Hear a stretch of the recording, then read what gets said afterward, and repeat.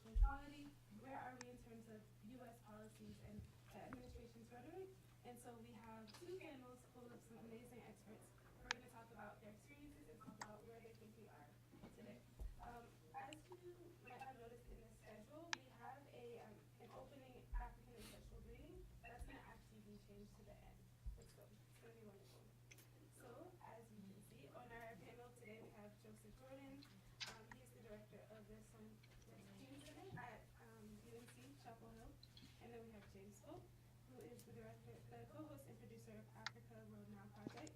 Then we have Elpides Franquipo, who's the director of the Cultural Union of Afro-Descendant Heritage. And then we have Beverly Set, and she is part of the DC committee in solidarity with the civic strike in Buenaventura. And finally, we have Tania Malice, who is the director of Howard's Ralph J. Bunch International Affairs Center. So each one of our panelists are going to talk for about 7 to 10 minutes about their experiences, their ideas about what's going on, and then we're going to have time for questions at the end. So if we could start with Dr. Jordan. We starting with me? Thank you. I was not necessarily prepared to start, but I will do so. Can everybody hear me okay? I'm a little sick. That's why I think they sat me on the end.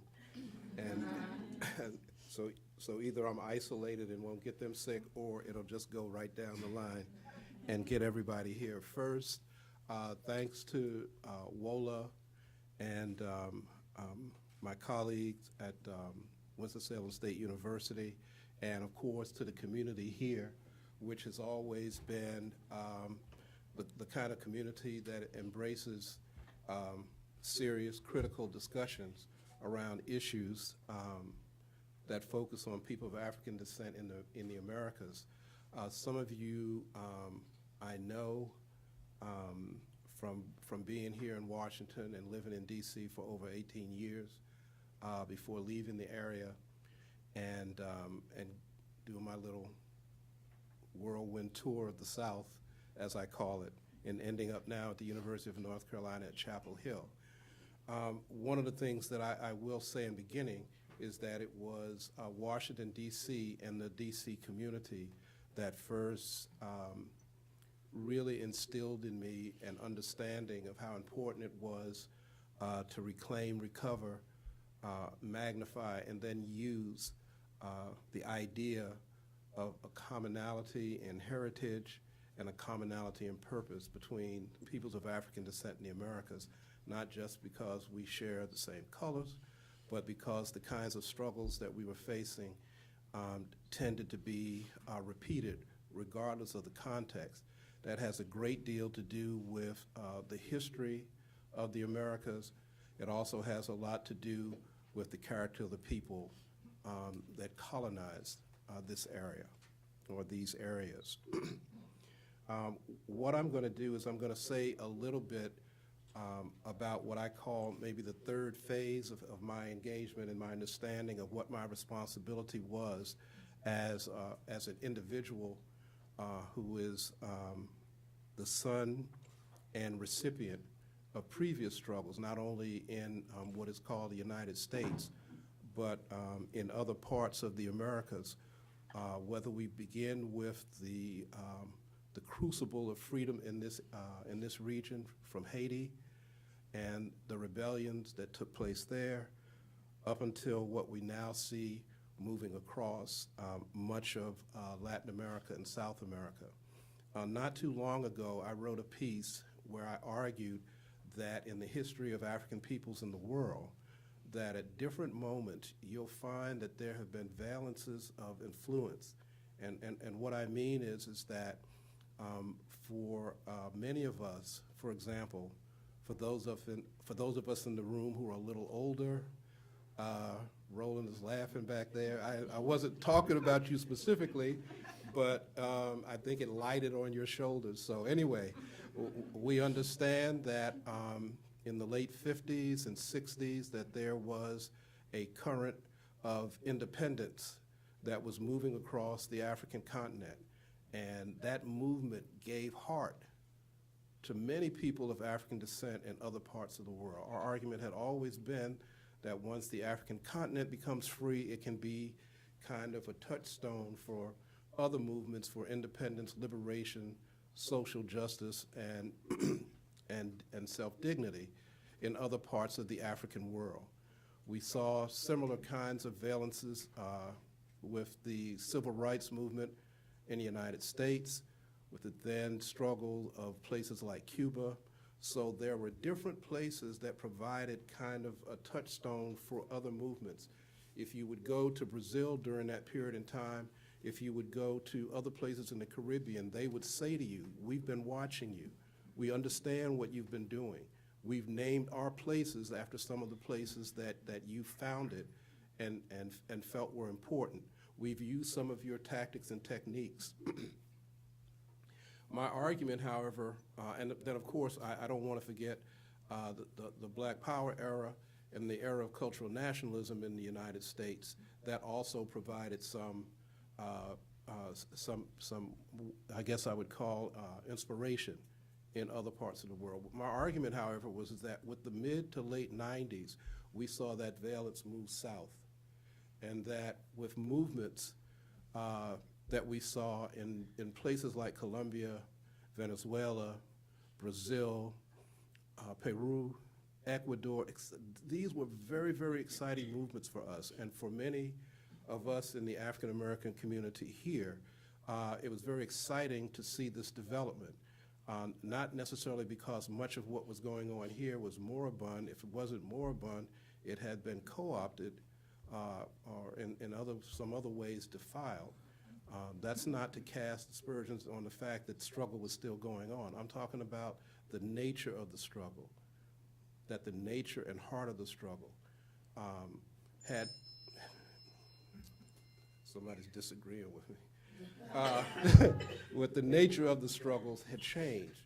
And part of what I want to say today, since I have maybe 6 or 7 minutes, is as I've mentioned, is that that was an era of, I don't know how to place it, but it was an important moment where decisions had to be made about the heart, ethics, and nature of how you're going to prosecute your struggle. And we did not pass that particular point very well. That there was a moment when you're given an opportunity to make a decision. How are you going to prosecute your struggle? Are you going to maintain a moral and ethical core? Are we going to take a Cabralist approach that says that when you're met with the challenges that face you, are you going to take the easy way out? What I'm referring to, without being too cryptic, is that what we're seeing happening in this decade, at least in my opinion, is that moment for folks, and particularly for movements, whether it be Bolivia, whether it be Argentina, whether it be Chile, et cetera, to think that we came through these moments or these revolutionary moments and didn't learn, and learned lessons, and that we're the only ones that learned the lessons. Don't we think that the forces arrayed against us learned the same lessons?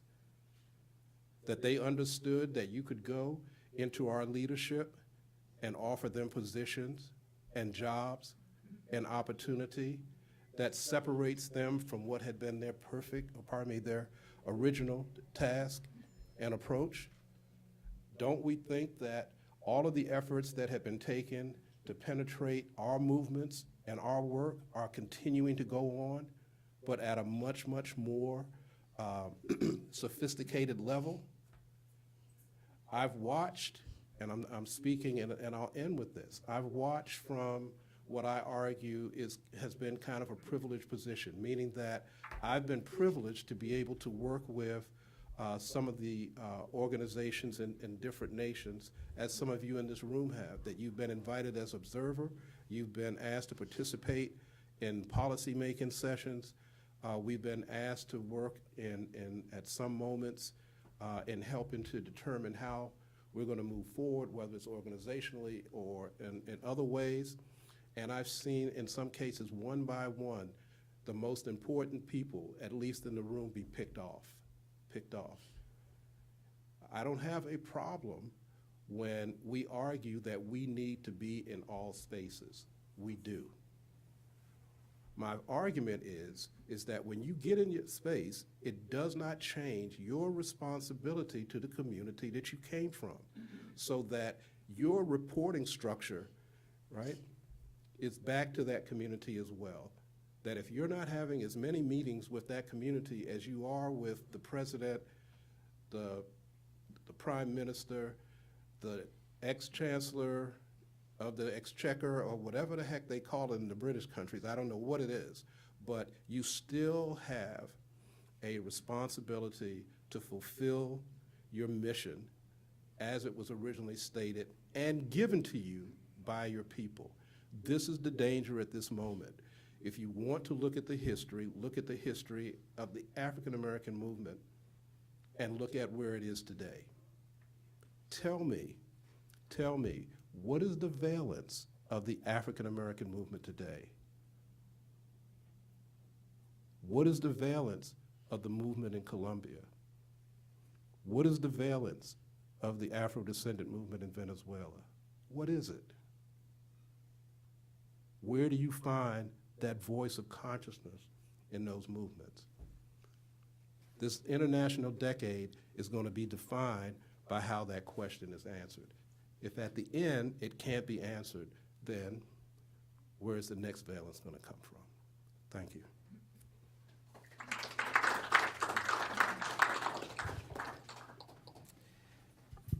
Thank you, Professor Jordan. I would like to take the moment to thank WOLA, all of the organizers and contributors to this gathering today. I also would like to take a moment to recognize and offer my gratitude and respect for all of my colleagues on this panel and those who are not on this panel, but who are engaged in critical efforts to right socio-political wrongs, restructure economic marginalization, fight against violence, racial, ethnic, cultural, et cetera. And in the latter, I'd like to highlight those who, in these particular struggles, who see these struggles as being part of the process to reclaim stolen lands as an assertion of one's humanity in an inhumane world. What I wanted to do today is I figured that a lot of my colleagues will give a specific activist background and a number of things, and I've also done a lot of organizing and still do in the Democratic Republic of Congo, different things that I've been doing over the course of my short professional and young life. But on the same token, I'll also take these questions of human rights very, very seriously. I center all of my work on understanding human rights, but really diving into a more conceptual and philosophical approach to human rights that people of African descent, or what we call the African world or the Africana world, has been able to unmask over the course of the many, many years of struggle. And so with that said is that there's a number of things. I wanted to add too that although I am also the host and producer of Africa World Now Project, and Africa World Now Project Radio is part of Africa World Now Project, which is also that does the new African Film Festivals here in DC. I'm also assistant professor of Africana Studies at Winston-Salem State University, also program director. And with that said, one of my duties, I'm just getting back from Kenya for 2 weeks of Kenya, and came back to knowing that I was going to be on this panel, and didn't realize that I was actually on this panel until Mwiza Matali, my colleague, called me and said, James, you're on this panel. So I had to prepare some remarks as I was coming to DC.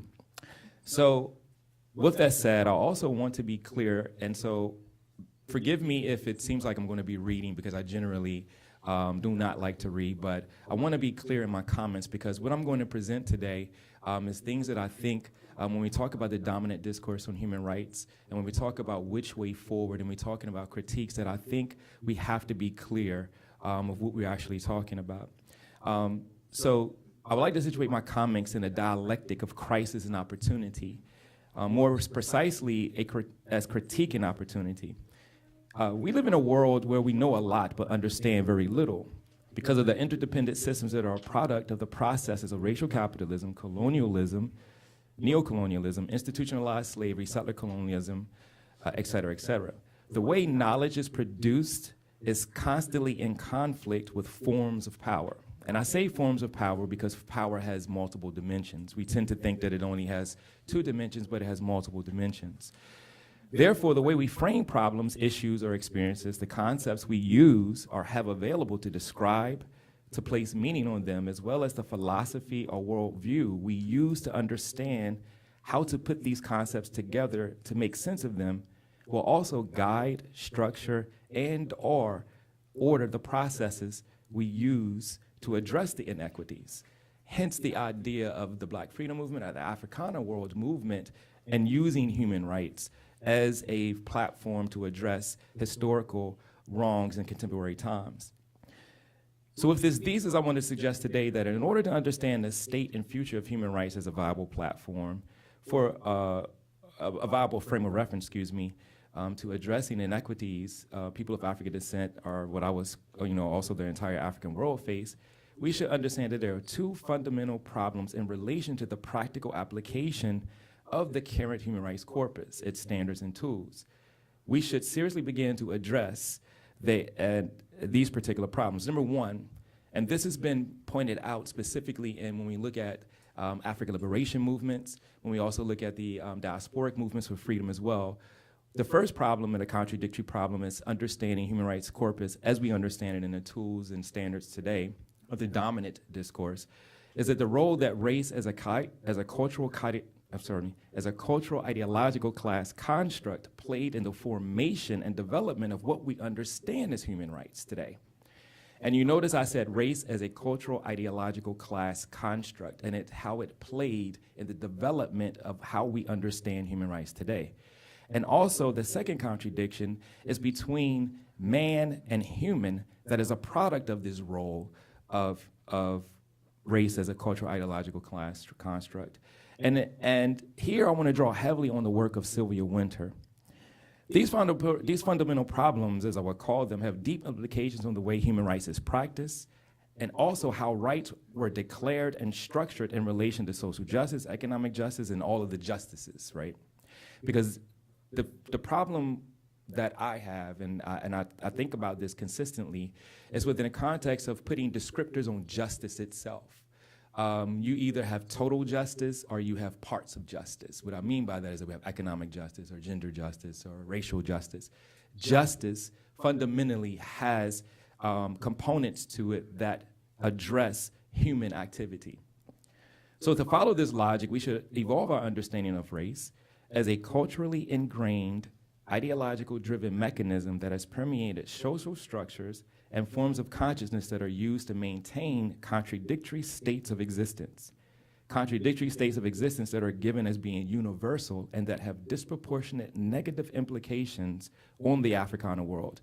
This is what I think my colleague here is eloquently talking about when he talks about which way forward, but also when we look at the state of the world within the context of people of African descent. Why is it that the inequities are growing?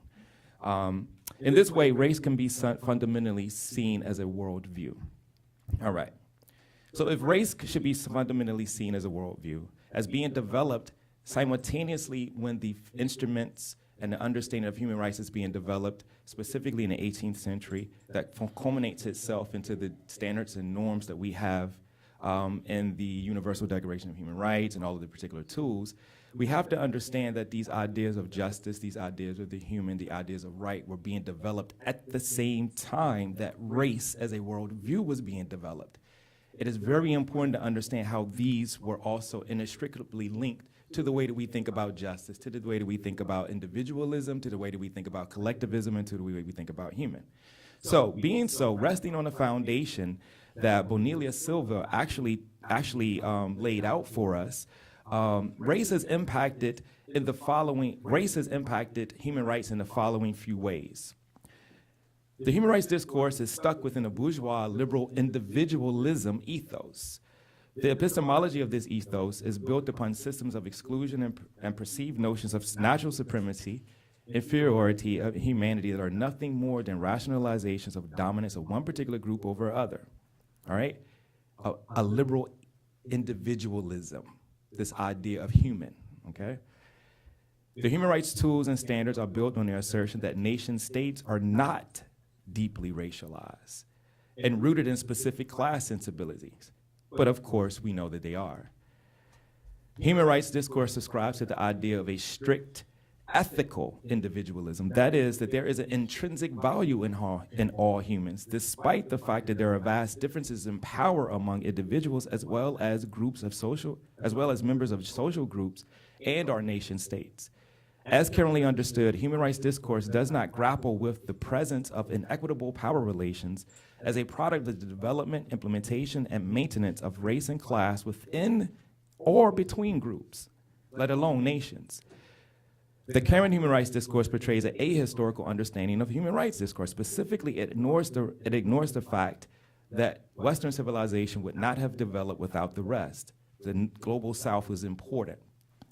Despite the claims of universality, the human rights discourse often reproduces historical paternalism of colonial and imperial eras. Nevertheless, I want to add to this particular, and there's a number of other particular components that Bonelia Silvia has offered as race as being impacting human rights. I want to introduce the concept of the human versus man contradiction.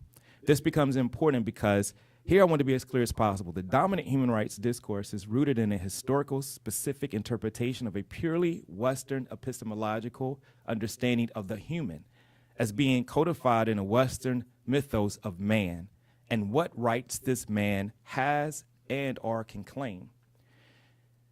Sylvia Wynter asks us or prompts us to ask, what and who is this human in the current human rights discourse?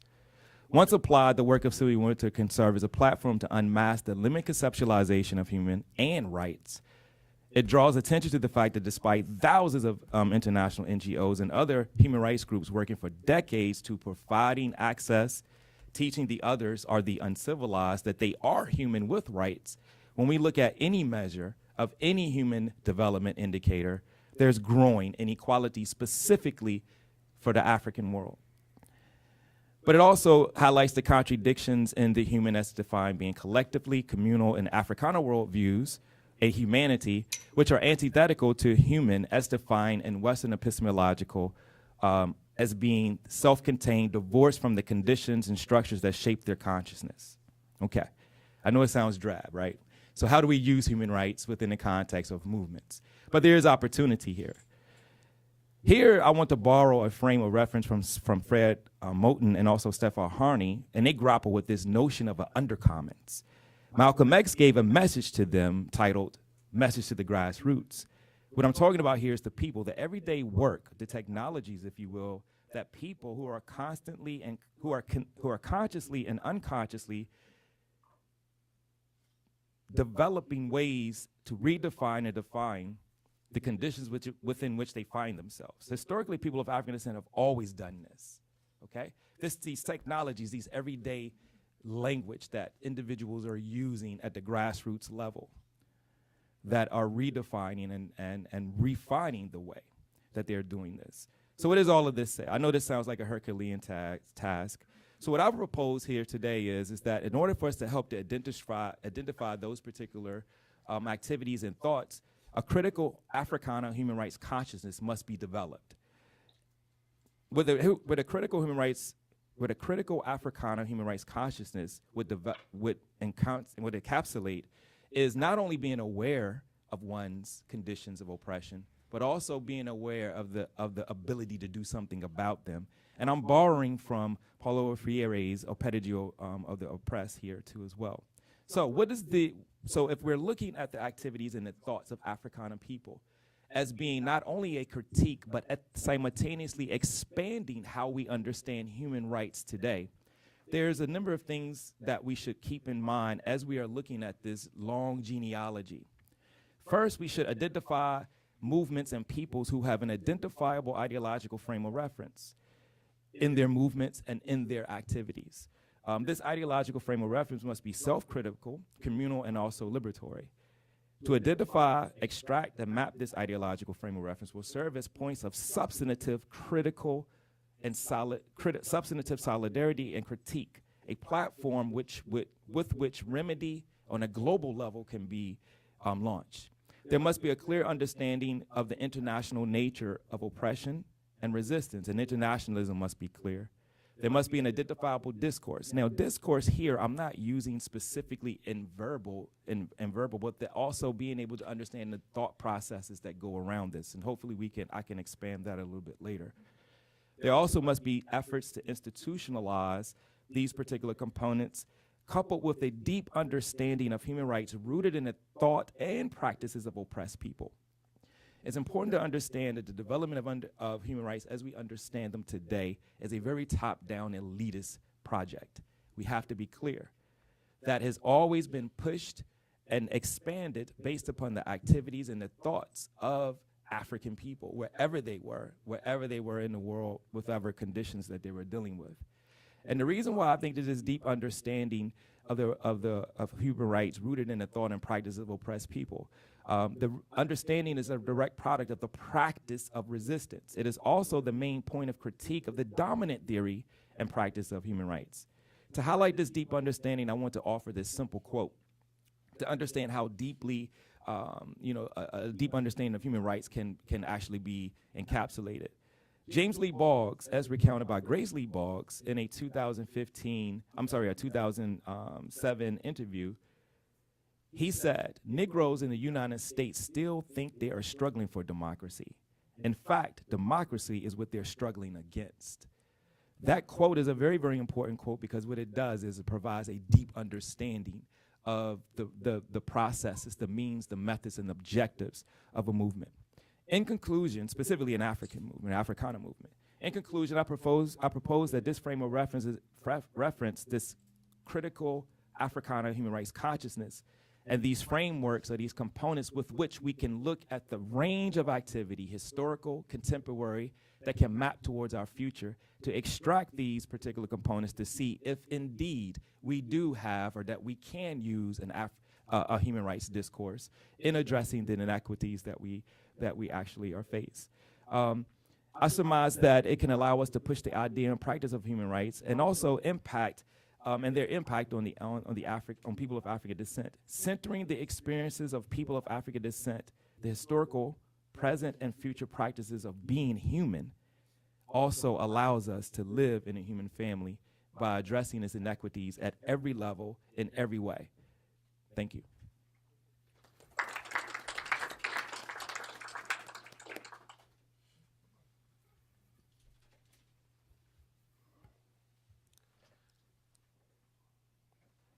Thank you so much for WOLA inviting me to this very important panel. I am Euclides Rengifo Cordova from Colombia, but I feel better talking in my natural language, and then I got to use help for Jimena Sanchez for translation. Thank you. Desde la llegada a Washington, D.C., tomé conexión con grupos culturales y diferentes afrocolombianos que ya traían tiempo en esta ciudad. De allí nace una idea de organizarnos y tener una organización non-profit que sin ánimo de lucro que ayude a visibilizar la cultura, conectando esto con los temas de derechos humanos. Entonces, la manera como nosotros ayudamos a visibilizar la situación del pueblo afro en Colombia específicamente es usando la herramienta cultural como nuestras danzas, nuestra herencia directa que tuvimos a través de nuestros propios, ritmos como el currulao, el mapalé, el pasillo, la chirimía. Y en este contexto nosotros iniciamos a demostrar cómo nuestro territorio, las personas que se encuentran en él no pueden tener el derecho a la libertad cultural. porque cuando hablamos de nuestra cultura, hablamos de cómo nosotros nos vestimos, cómo nosotros danzamos, cómo nosotros preparamos nuestros alimentos, cómo nosotros tenemos nuestra vida espiritual mediante otras formas de conexión con el territorio. Entonces, cuando en nuestra cultura la forma de desarrollar, por ejemplo, la comida es ir y pescar y luego preparar ese pescado y comerlo en familia, y llegan a maquinarias a explotar los recursos que se encuentran en la tierra, como los recursos valiosos, el oro, el platino, hasta el coltán, y contaminan el río. Entonces ya no estamos teniendo derecho a desarrollar nuestra propia cultura en la parte de la culinaria. De igual forma, cuando nuestras comunidades dependen de pronto de la caza, estamos hablando de las regiones, de los pueblos, que tienen que ir a buscar los alimentos, a cazarlos, a capturarlos. Como cuando talan toda la naturaleza, ya no consiguen cómo continuar desarrollando esta práctica. Entonces, de esta manera nosotros decimos, sí, esta es la cultura, pero está siendo violentada, está siendo en el territorio, está siendo, no se permite que se desarrolle libremente. De esta manera hacemos una conexión con la defensa de los derechos humanos, y en nuestros talleres visibilizamos cómo es de difícil desarrollar nuestra propia cultura, en donde, a pesar de que se ha avanzado con la conexión, de declarar el territorio colectivo, se requiere una consulta previa para poder desarrollar algún proyecto, pero esta consulta previa nunca normalmente es desarrollada, nunca es practicada. El gobierno envía los permisos para que entren las industrias a extraer el oro y a usar químicos que contaminan el medio ambiente, y esto crea desplazamiento, porque a través de proteger estos proyectos de aceite, de explotación de recursos, vienen grupos a proteger, grupos alzados en arma, bien sean grupos como guerrillas o como paramilitares, a proteger y a beneficiarse de estas diferentes formas de adquirir recursos económicos, violentando a la sociedad. Entonces, en este contexto voy a hablar de 5 puntos rápidamente, porque sabemos que el tiempo es limitado, y vamos a hablar el tema de el territorio, seguridad, el tema laboral, educación, y cómo el gobierno ha permitido que de una manera se visibilice que se está avanzando con el tema afro, pero de otra manera se está impidiendo que los líderes desarrollen su trabajo.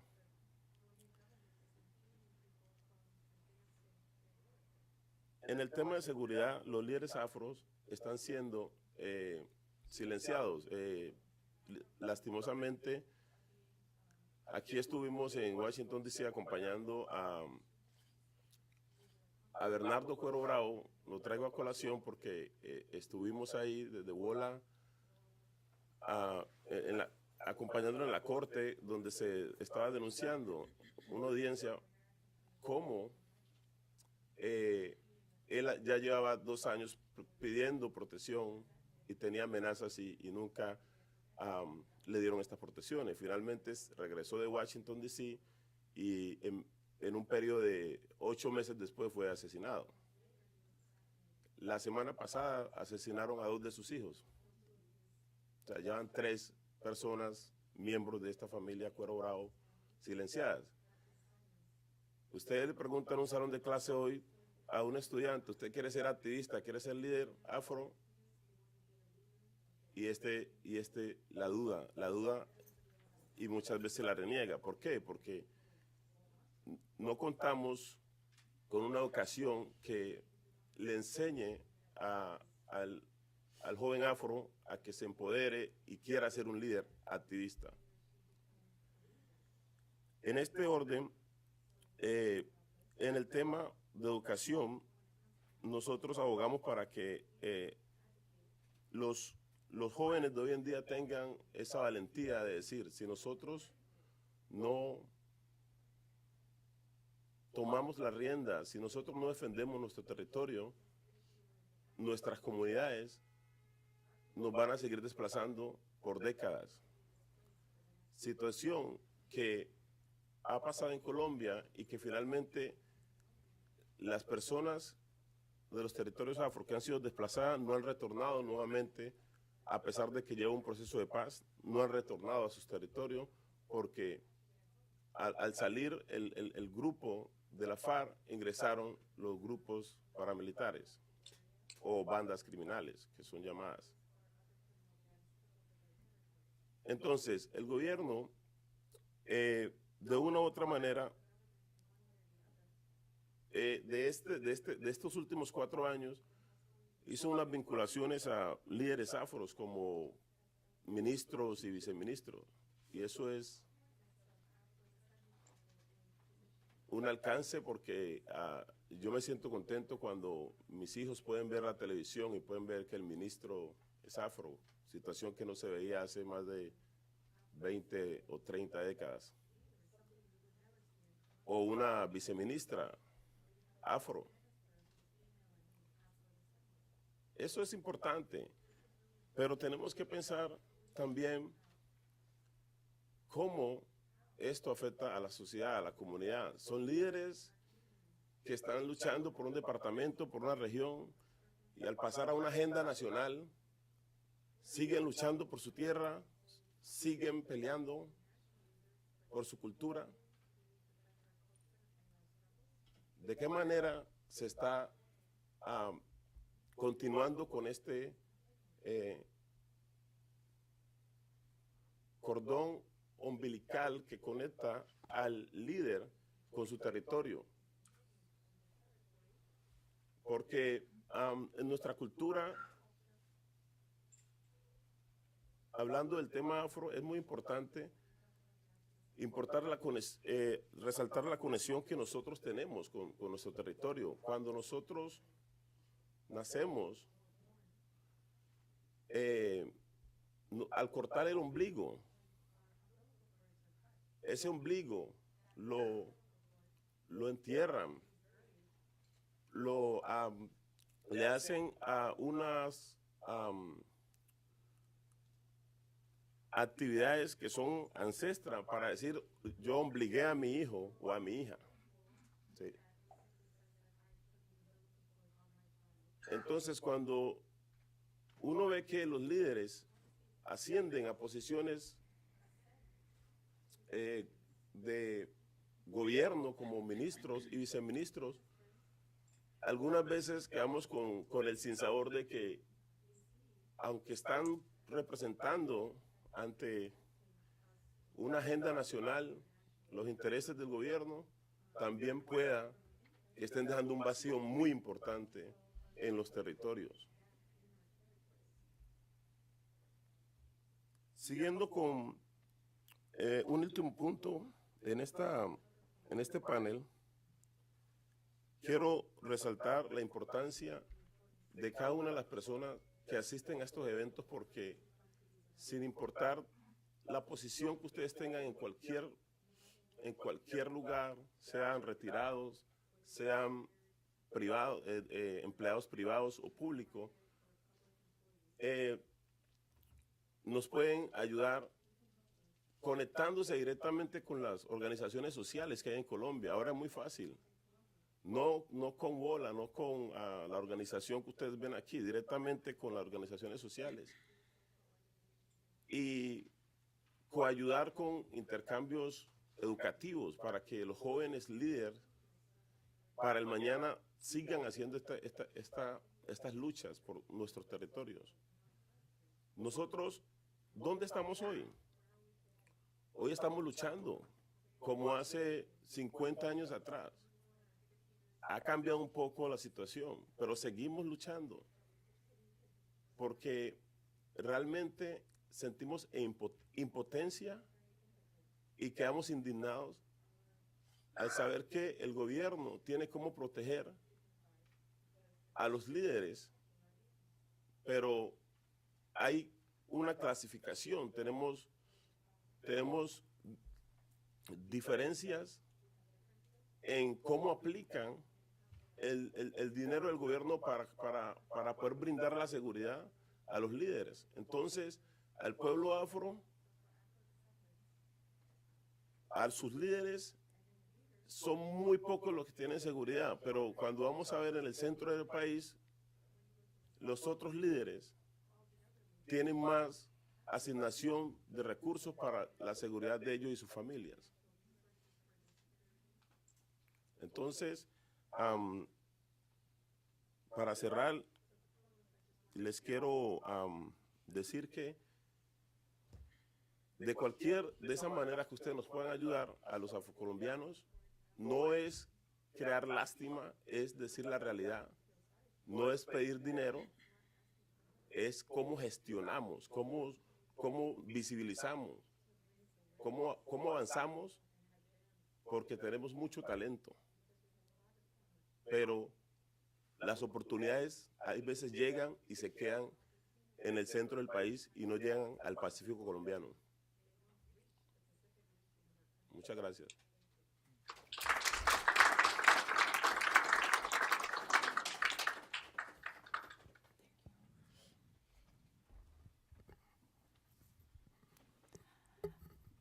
Hello, everybody. My name is Divalicet Murillo. I'm journalist from Colombia, Buenaventura. We are like 99% Black people there. I would like to use the translator to try to explain the situation right now. Hace un año, básicamente en junio, casi va para un año, en junio, tuvimos una situación de un movimiento organizado en Buenaventura que bien ha servido como ejemplo de proceso y de movimiento afro para Colombia e incluso aquí en Washington. Y básicamente en el marco de la década internacional afro, quiero dar un informe que hemos preparado con las personas que conforman el comité sobre dónde estamos ahora y cuál ha sido el esfuerzo y qué se ha logrado después de ese paro cívico que hubo en mi país, en Buenaventura. Primero tengo que hablar de los acuerdos que se lograron para retomar un poco y básicamente en conjunto con el gobierno lo que se creó fue el acuerdo de crear un fondo de patrimonio autónomo con 1.6 billones de pesos colombianos y también la creación de una ley que ya fue firmada y decretada, es la ley 1872 del 18 de diciembre, que hace un fondo especial para el desarrollo integral del Distrito Especial de Buenaventura. Básicamente, voy a explicar cómo se han cumplido las tareas hasta la fecha. Después de este logro del paro, básicamente la comunidad se organizó junto con entes o fuerzas vivas de Buenaventura en unas mesas temáticas o en unas mesas de seguimiento que encerraban los temas en los cuales se va a invertir en Buenaventura. Esos temas fueron salud, saneamiento básico, educación, y ya les voy a ir explicando cuáles han sido como las inversiones que se han prometido.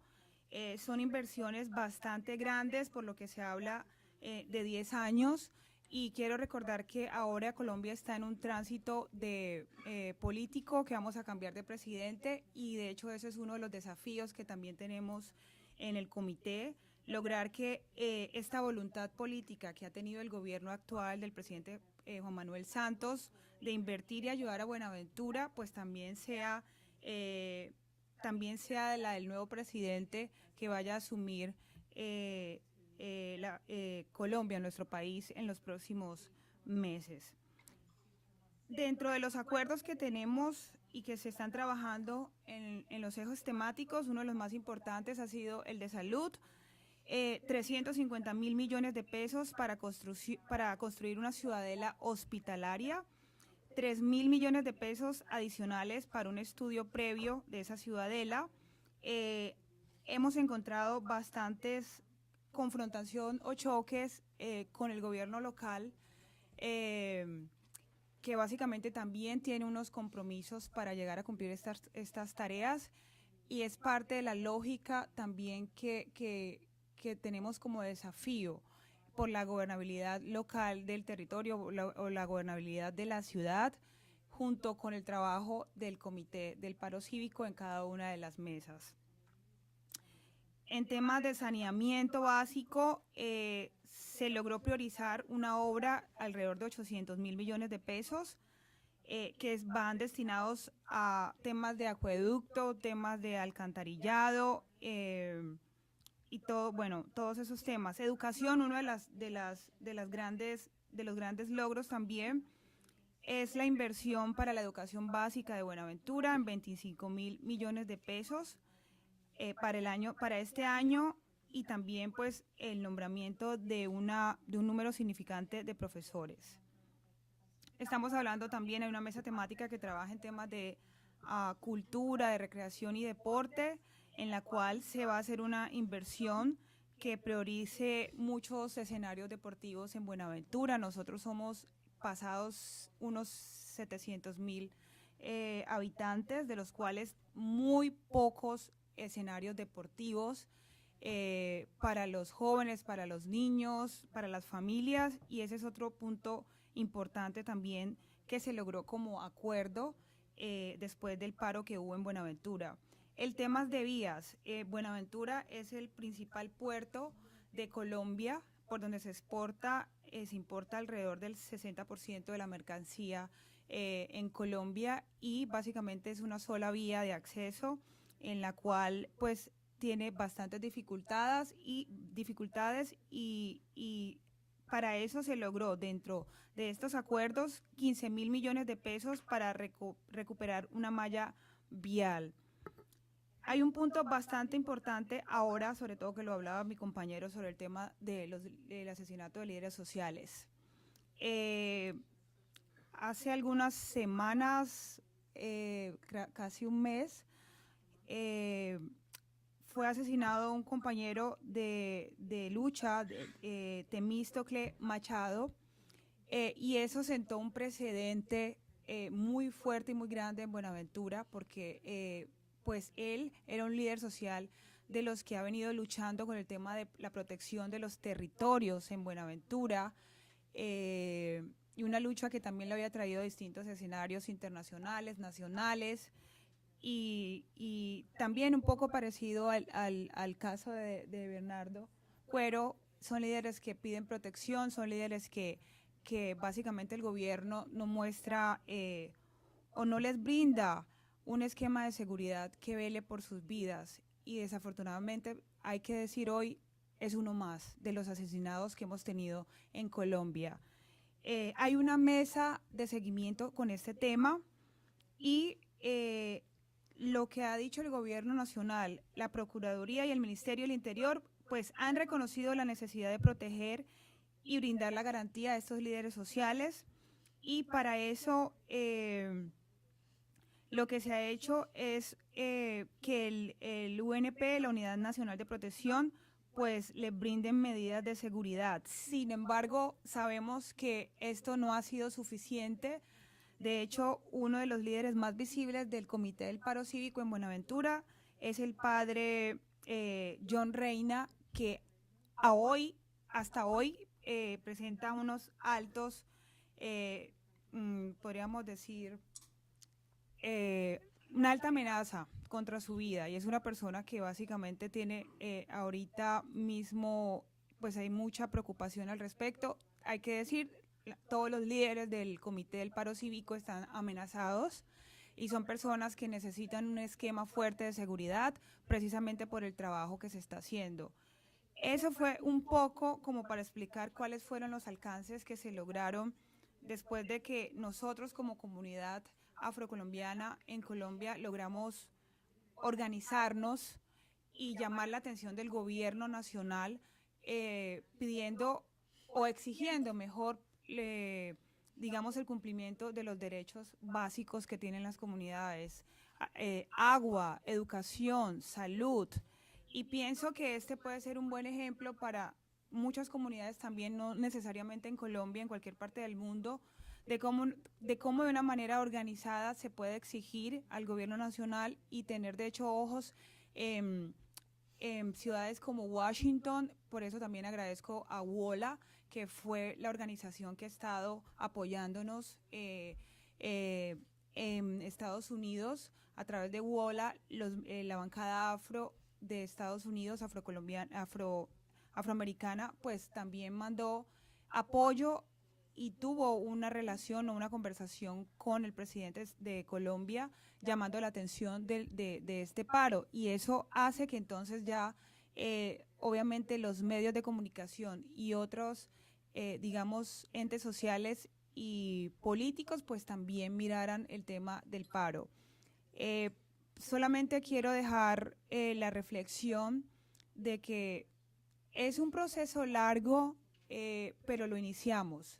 En esta ley 1872 que logró sacar el paro cívico, pues queda para la historia el esfuerzo de un comité cívico que logró crear un fondo de garantías, un fondo de recursos para inversión, y el trabajo que nosotros tenemos, no solamente nosotros como Comité del Paro Cívico, sino también la comunidad civil, es de poder garantizar y exigir que estos recursos sí cumplan con la función para los cuales fueron creados, y que sí finalmente redunden en lo que sería el bienestar a largo plazo de la comunidad en Buenaventura. Reitero el agradecimiento y el acompañamiento de organizaciones como WOLA que han estado con nosotros, y ese es como el informe de cómo estamos hasta ahora en el marco de la década afrodescendiente en el mundo, Buenaventura como un ejemplo de movimiento social hacia la comunidad afro.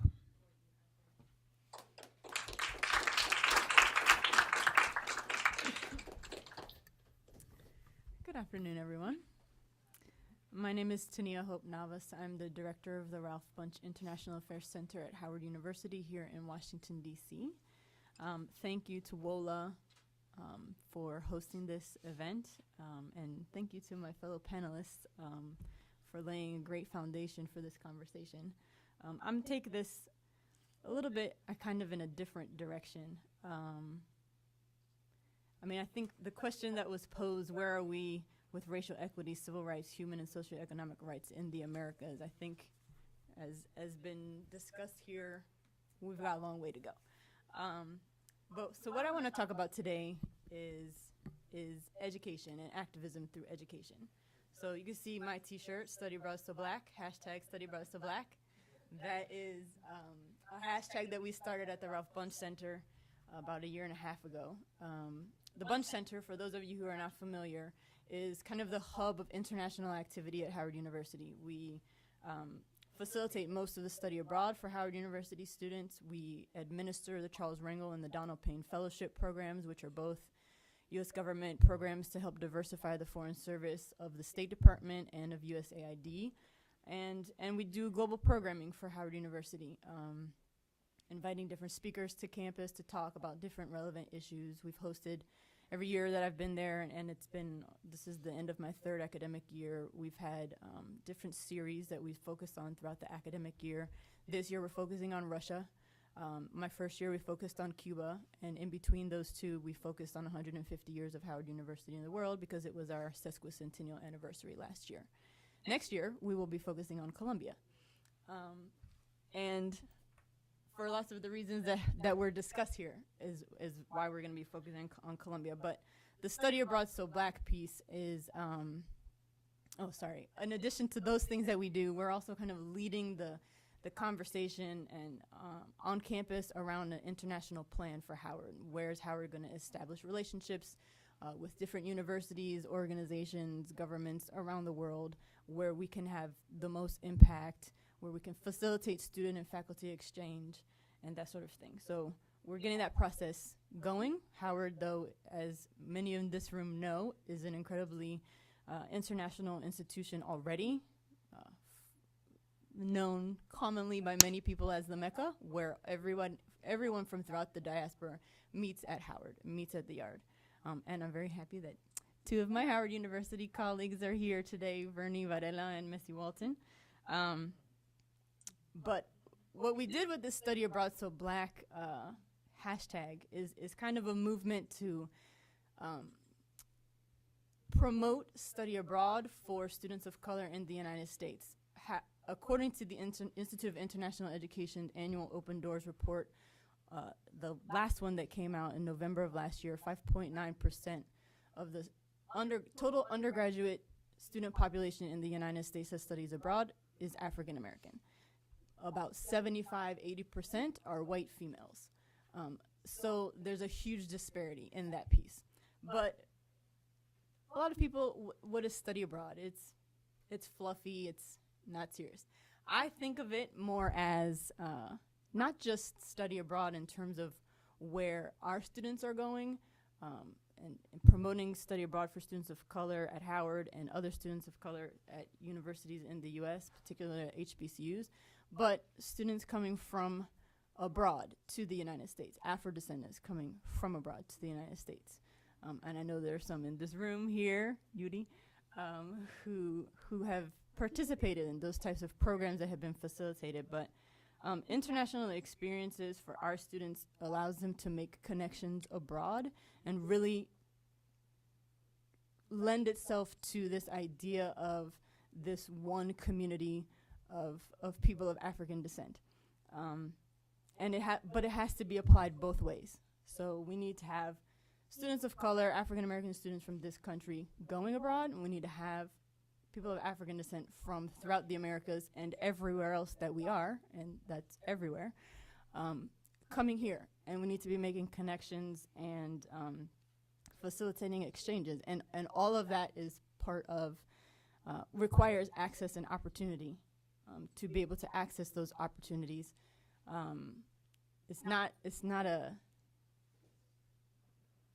an economical endeavor. It requires financial resources in most cases to be able to do that. And in certain directions, it's easier than in other directions. But we're working to try to facilitate that. One of the reasons that this hits me particularly hard is I remember my first year at Howard. We had a visitor from Colombia who actually participated on a program. It was a Fulbright program, and he's finishing he probably has finished by now his PhD, I think at UT Austin, and he was looking at the presence of mercury in the water in Choco as a result of gold mining and Fari Diaz. And he gave a presentation at Howard at the Bunch Center. And last year, I had a student who applied for a Fulbright research grant to go to Chile to look at the same things, to look at the presence of chemical and toxins in the water as a result of mining. He had studied abroad in Spain, and I think he had studied abroad in Costa Rica, and now he wanted to go to Chile because he was from a town in Texas where they also had contamination in their water. And he was making the link between what was happening in his community in Texas with what was happening in Chile. And those are the kinds of links that I think are incredibly important. Similarly, this last week, yesterday actually, we concluded at Howard, we hosted a conference, 2-day conference called global perspectives on police, law, and society, common ties across communities of color. Another issue that is global and that affects Afro-descendant communities around the world, particularly in the Americas, as we saw all too clearly with the death of Marielle Franco last week. And we brought together law enforcement officials, we brought together scholars, folks from NGOs to have a conversation about what is happening in our communities, both in the United States, but we also talked about what happened in Brazil. We talked about, we had a member of parliament from the UK, David Lammy, who completed the Lammy Review, which was looking at the overpopulation of people of color in the prisons in the UK. And he went around the world looking at this issue and produced this review, the Lammy Review, which I believe you can find online. But we had this conversation, and those are the kinds of things that we're trying to facilitate more of, looking at these different issues that are common across communities of color, particularly Afro-descendant communities in the Americas especially. But the thing that really gets me with all of this is access to language learning. And I know Alice and Moses hiding back there, I see you. One of the things that I have been thinking a lot about is the ability of people of color in this country to speak another language. And I want you to imagine if in Brazil and in Spanish-speaking countries in Latin America and here, if we could all speak a language together, imagine the impact that we could have. So unfortunately, I haven't read it closely, but the Modern Language Association just had their annual report come out, and language learning in this country is declining overall. I can only imagine what it's like among communities of color. This is something that we have to address. Because imagine if, actually I had a colleague from Howard who was very involved in Black Lives Matter movement, and she was called to Brazil. I forget the name of the group, but it was a mother's group in Rio, who was also very involved in Black Lives Matter. She did not speak Portuguese. She went to Brazil, she engaged with these mothers, but because she doesn't speak Portuguese, she had to have an interpreter.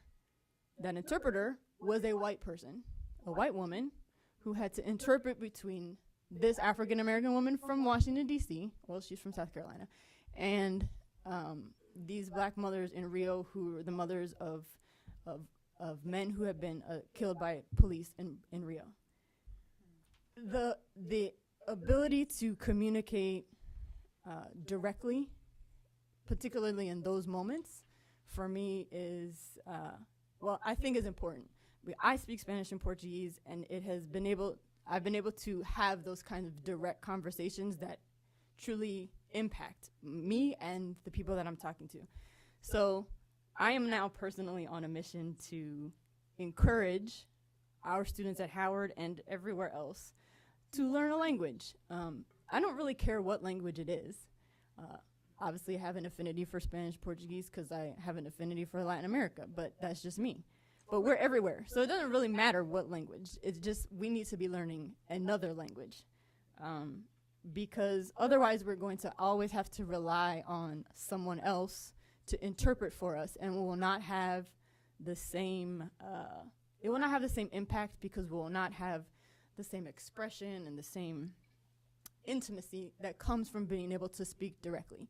So just imagine, and I'm gonna leave it here, just imagine if we could all speak the same language together.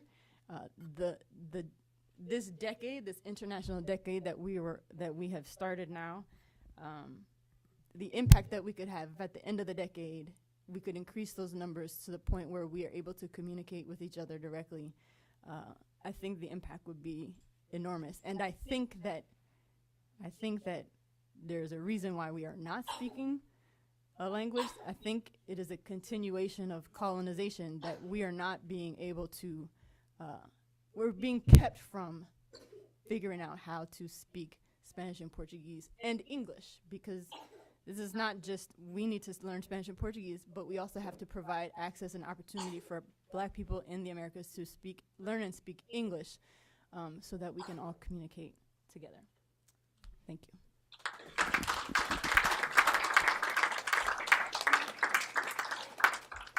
So thank all of you for your amazing, thought-provoking comments, experiences. I think we have time for about 2 questions. We're going to take them at the same time and then allow the panelists to answer those. So are there any questions? We'll start with you and then move over there.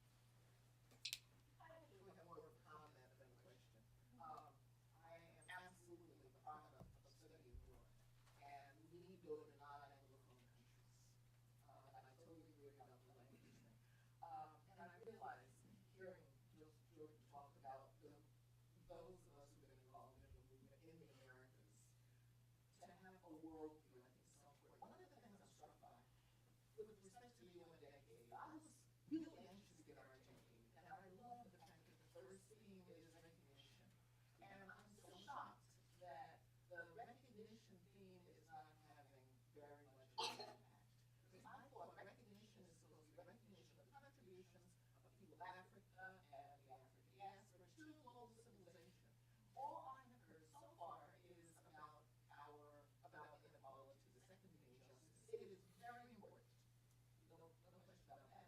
But I think that with respect to these conversations between us and other us's elsewhere, we need to have a sense of where we are, what we're doing, and what we have done, what we have contributed, so that we will have a sense of what we merit. I want to know more about what African descendants contributed to the development of all of the Americas. I want to know more about the African gold miners who were the basis of the economy. I want to know about the African pearl divers, underwater diving in the Americas as African. They tell us it's a boy, they don't have to be boy to be a pearl diver. But I'm really distressed by the lack of emphasis on our self-knowledge. I think that needs to be considered a human right. And obviously, we have to be responsible for this. Nobody's going to tell us the truth about ourselves. So many centuries have been spent telling us lies about ourselves. I'm not happy to just acknowledge problems. So I did a documentary on global African diaspora, just so I could say, you want to know about Afro-Indians, Afro-Turks, here they are. And they have organized themselves for exactly the same reasons that we have organized ourselves. So I just want to say, I think we also need to think about not just maintaining the discourse about our inequality and other people are going to change laws and things so they're going to be nice to us allegedly. Obviously they're not. But it's so important for us to know ourselves, where we are, what we've done, and if we have a sense of what we've done, we have a sense of what we can do. That's very Thank you. Thank you. We are going. And I will take your question and your question as well. Hello, I'm Yuri Alexander Romagna. I'm from Colombia. I'm an Afro-Colombian. And as Lena was mentioning, I'm very privileged and fortunate to have been a part of a wonderful program such as Afro-Descendants, which was a program established thanks to the cooperation with the Black Caucus in the U.S., which pushed the U.S. Embassy to Colombia to establish this program for Afro students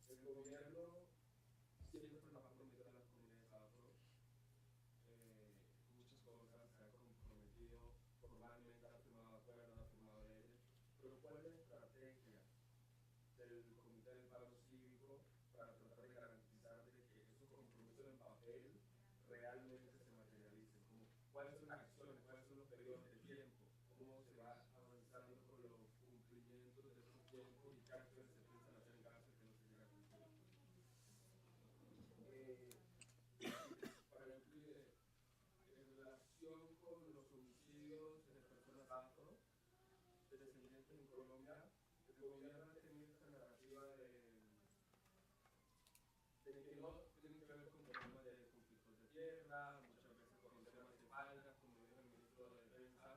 Pero ¿cuál es la respuesta que las comunidades negras se está adelantando para confrontar esa narrativa y demostrarles que existe algo de sistematicidad en estos homicidios?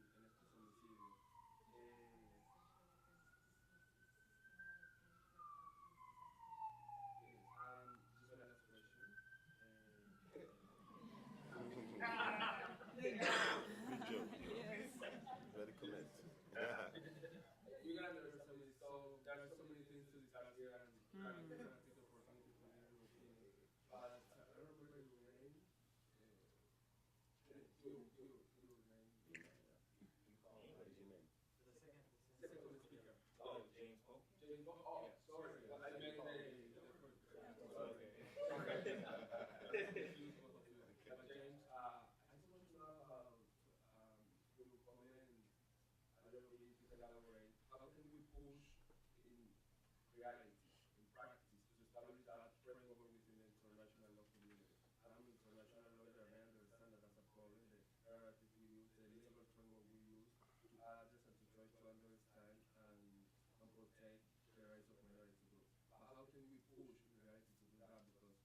Because you better than me now that the states are the ones who have kind of the leading voice in establishing what international law standards we use to advance the protection of human rights. And then we'll take your question, and then allow everybody a chance to respond. Okay, so I'm not hiding. In the back, however, I'm never hiding. My name is Allison Moses. Thank you very much for making reference to me. Thank you very much, WOLA, for having this. I just want to add a comment, or a couple of comments as opposed to any questions. I am a conference interpreter. I have a history in the United Nations and European Union. So when the reference is made to learning language, obviously I'm all for that. Now, it is never a question of mechanically learning language. That can't happen. You can learn the language. Hola, ¿cómo está? What does it mean? In addition to learning the language, you must learn the culture. Through the language, we get to the culture. Through the culture, we understand what is happening to us. Okay? So, I'm growing up in Brazil, and when the white interpreter interpreted for the African American who went to Brazil to speak to the black mothers,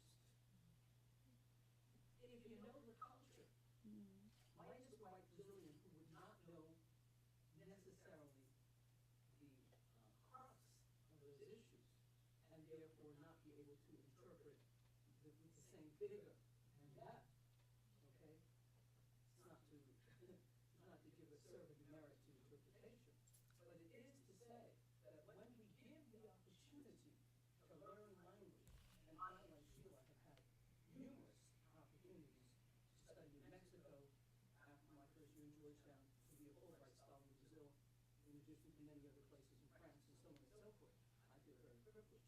But it is a question of speaking to the people, understanding their culture, so that we can make the connection of understanding the issues.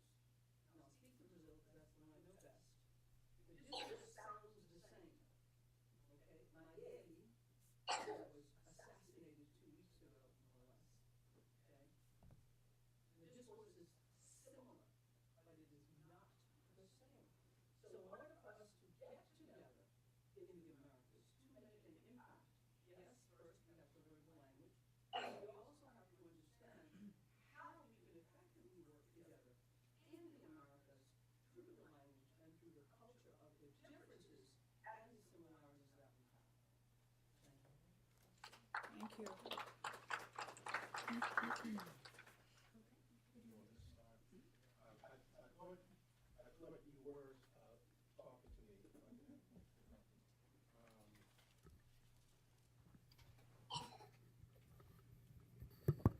And thanks for all of the comments and from Professor Walker. Some of you who don't know, has been very much a pioneer in this area of it's on, yeah. Has very much been a pioneer in this area of folks throughout the hemisphere being able to connect in ways that are both productive and useful. I can't address very much the issue that you mentioned about what we're not hearing about. I am, at this moment in my life, I kind of see myself as a late-stage warrior, if you will. And what I mean by that is that it's very difficult for me to veer off of this concern about a crisis of conscience and a crisis of ethics in our movements.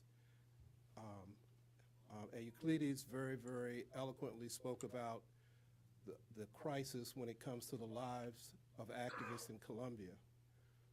When we see what's happening, similar actions and activities happening in other part of the diaspora in the Americas, I think it's important for us to not only be very clear about the enemy without or on the outside, as James speaks about, but also to understand about the enemy that may be lurking within.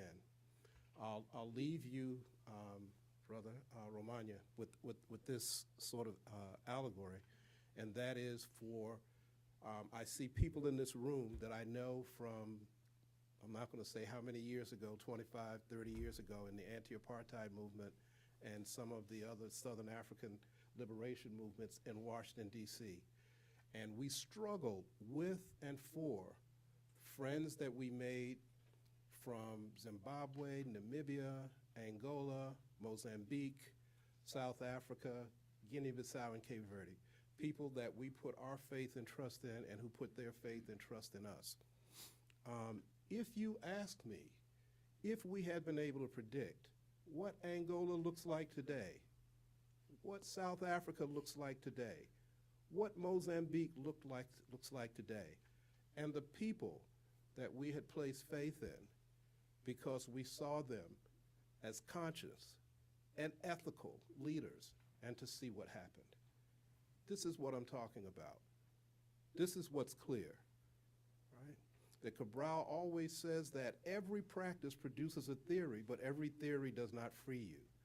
But he's never seen a revolution be prosecuted without a revolutionary theory.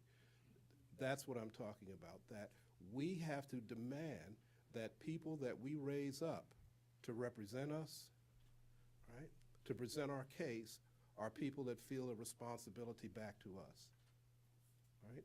That we don't deny that you need to work with people in government, you know? That's how society has organized itself.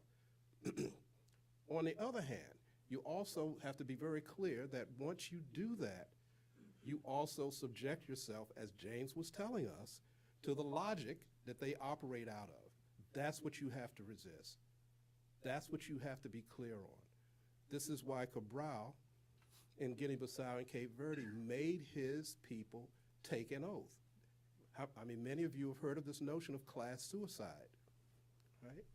That's what Cabral demanded, that to participate in that struggle, you had to agree to class suicide, that you give up all of those pretensions about what you will gain, what will come to you because of position, because of party, because of family, because of country.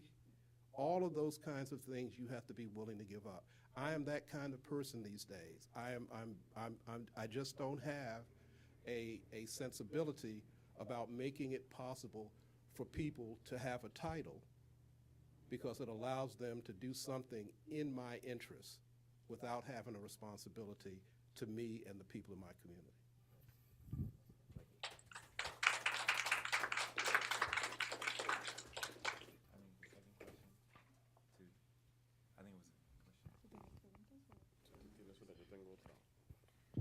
Gracias.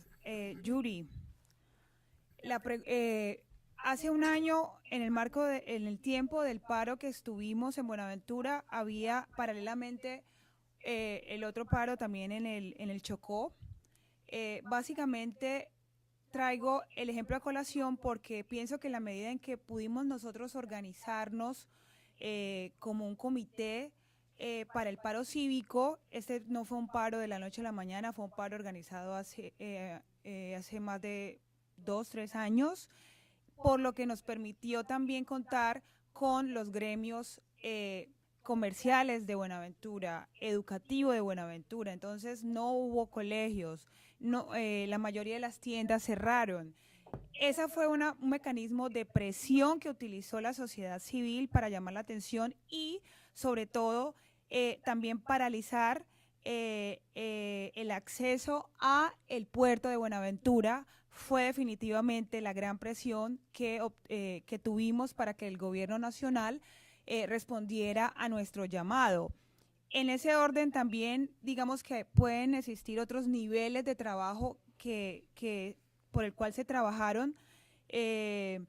Varias legisladores también estuvieron presentes apoyando este esfuerzo de la comunidad cívica, y hubo una experiencia muy grata, incluso desde acá en Washington, la comunidad cívica de Buenaventura y colombianos en general, a través de los medios de los medios nuevos, podríamos decirlo, Facebook, de las redes sociales, logramos llamar la atención de muchos colombianos en el exterior y aliados también que no son colombianos, en una unión virtual presionando al gobierno de Colombia para que respondiera a los llamados que estaba haciendo el comité y la gente en Buenaventura en el paro cívico, a tal punto de que pudimos mostrar desde acá, con el apoyo de WOLA, llegar al Congreso de Estados Unidos y internacionalizar esa situación. Entonces,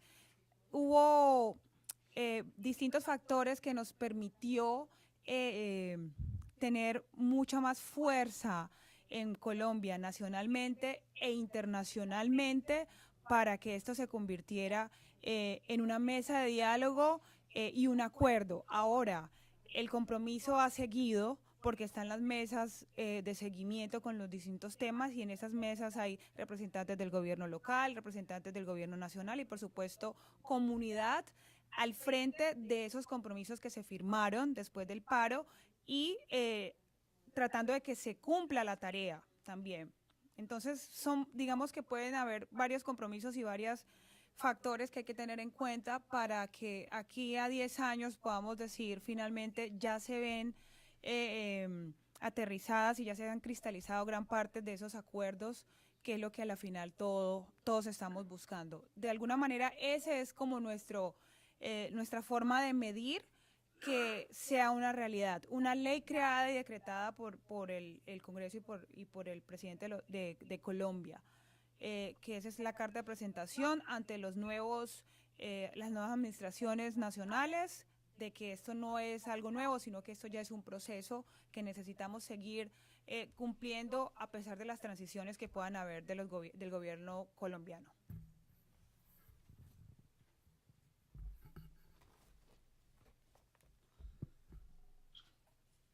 Muchas gracias por la pregunta allá a nuestro hermano chocuano que está aquí en esta sala, Yuri. Esta pregunta es muy importante porque permite que sepamos cuáles son los procesos que los líderes están haciendo desde el territorio para pedir protección a su activismo.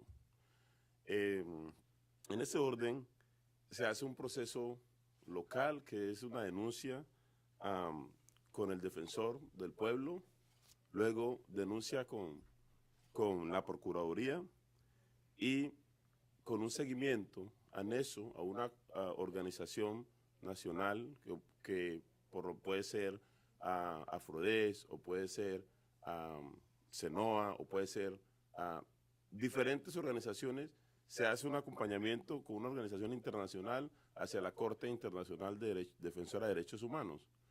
Pero, ¿qué está pasando con el tema de cómo las acciones que están haciendo los líderes en el término local en las comunidades para tratar este tema de los asesinatos de los líderes, cómo está impactando a la comunidad? Es que después de que la comunidad ve que un líder viene acá a la Corte Internacional Defensora de Derechos Humanos a expresar que lo quieren asesinar y que no le han brindado seguridad por medio de la Unidad Nacional de Protección, que es como el ente que está dedicado especialmente para estos casos, y después de regresar a Colombia, lo asesinan en un periodo corto, y luego los hijos inician demandas sobre estos temas y asesinan a los hijos. La comunidad en estos momentos en los territorios está nerviosa, no saben cómo tratar este tema, porque si una persona tuvo esa oportunidad, que no la tienen todos, la oportunidad que tuvo Bernardo Cuero Bravo no la tuvo el señor Temis, de venir a Washington, D.C., sentarse ahí en la Corte Internacional de Defensora de Derechos Humanos y expresar lo que venía pasando. Y pese a eso, regresó a Colombia y no le dieron no le dieron el esquema de seguridad para él y de pronto la familia cercana. Entonces, como estaba hablando yo en un grupo y decía, pues las personas llegan a Colombia y se ponen a rezar literalmente para que no sean asesinados, porque el gobierno no les está brindando las garantías de seguir realizando un trabajo digno, que es el activismo, es tú defender tus raíces, tu cultura, lo que está afectando, eso es lo básico que puede hacer cualquier persona, defender que se le está incomodando su familia, su entorno social, el barrio, la comunidad, y por eso están siendo los líderes asesinados. Entonces, la situación está bastante tensa en términos de seguridad con los líderes afrocolombianos, y se está tejiendo un entorno muy triste, porque con el tema del proceso de paz, que muy bien hizo el gobierno en terminar un proceso de paz con la FARC, y ahorita muy bien en reanudar otro proceso de paz con el ELN, pero esto, como vamos hacia un posconflicto, si se logra hacer un proceso de paz con el ELN y también sentarse y hacer un acuerdo con los paramilitares, que es algo muy complejo, viene un posconflicto, pero ahorita el tema está más complicado que anteriormente, y se puede ver con los diferentes informes que están sacando desde la OEA, desde el trabajo que ustedes hacen allá, y la Corte, lo mismo WOLA. Está más complicado el tema de seguridad ahora que anteriormente. ¿Por qué? Porque al hacer un acuerdo con la FARC, salieron de esos territorios, los exguerrilleros entregaron sus armas, y ahora están entrando grupos paramilitares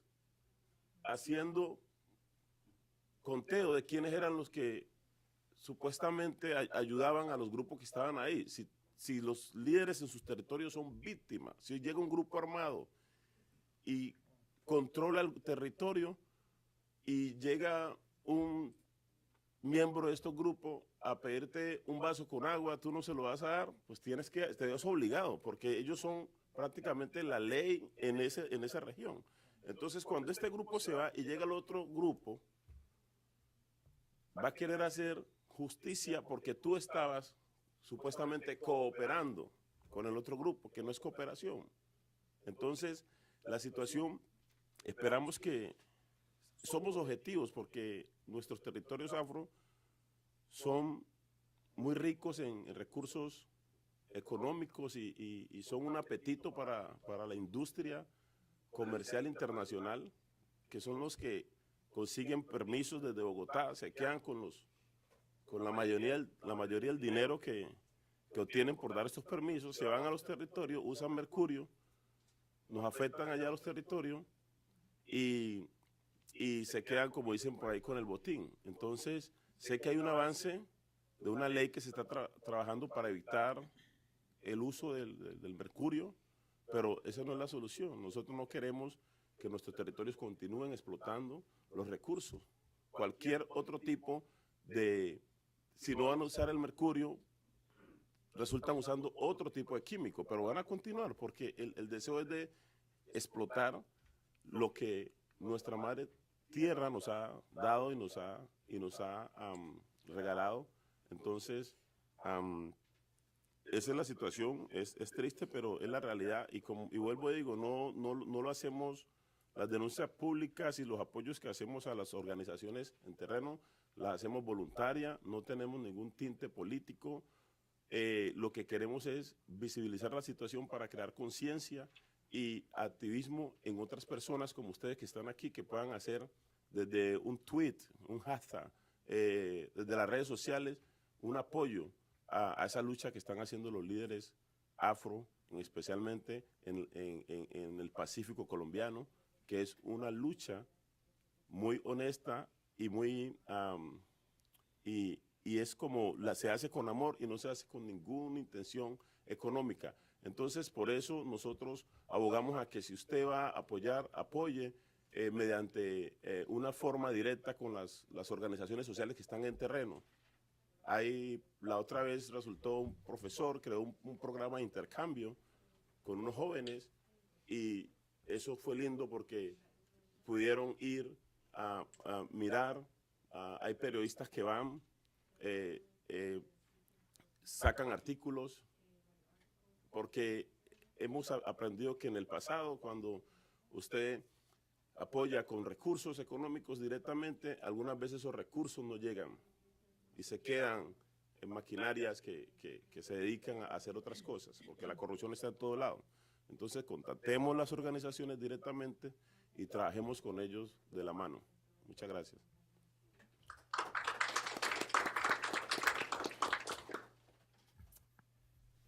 Let me try to briefly answer this last question. And you said you were a lawyer, yeah, international lawyer, which is obviously problematic for you being able to stand up for human rights for a specific view using the tools and standards that we have today. This is the conundrum, and this is the contradiction that I'm trying to point out. And what we have to look is what I'm arguing is what we have to look is at the people, at the movements of the people. The Americas is very important and serves as a primary point of looking at a lot of movements on the ground in Bonaventura, in Brazil, that are pushing the discourse that we understand as being human rights today. And interestingly enough, I was at a law school this last summer looking at human rights on an international scale. And, you know, these questions are centered around the sanctity that we give the human rights standards in the corpus. No one is willing to challenge the foundations, the concepts, philosophically, from which these tools and standards are. It is considered to be universal. It is considered to be the standard upon which all human rights movements and peoples must use to seek justice. Which becomes problematic when you look at the idea of the human concept as being defined from a certain logic, and also those rights that are attributed to that becomes very important. And it does not include the collectivism, the cultural things. And there's arguments back and forth between cultural relativism and all of that other particular stuff. But for me, and I think it is important, and this also goes into how much your first question is, how much are people finding the technologies that people are using? I'm using technology not in a sense of, like, you know, the devices, but the technologies, the everyday lived experiences of people that are pushing and redefining the things that are facing on that day-to-day basis. The problem is that no one on that elitist level, because human rights is a top-down, it is the lawyers who are talking. People are not allowed to, and actually when they are given, and when we talk about the special meetings, and we talk about, and I think Professor Jordan and my colleagues are talking about this as well, is that when there are meetings about human rights, there are selected groups who attend these particular meetings. There are selected people who attend these meetings, and I think that we have to be honest and critical at this particular point. Number one, keep moving, keep working, keep resisting, because at some point is going to come a confrontation between the sanctity of these particular standards and tools and norms, and also the evolution of humanity as we see it within the context of a African world total. So I gave that comment, but there's a lot in there that I'm leaving out because of the histories of the development and all that other particular stuff. But this is the conundrum that I think that no one is willing to open up those spaces for those particular conversations at that institutional level, but also in the legal level as well. Let's give one last So we're going to take a 45-minute break as we invite our next panelists up. They're going to discuss recent developments regarding DACA, TPS, and issue.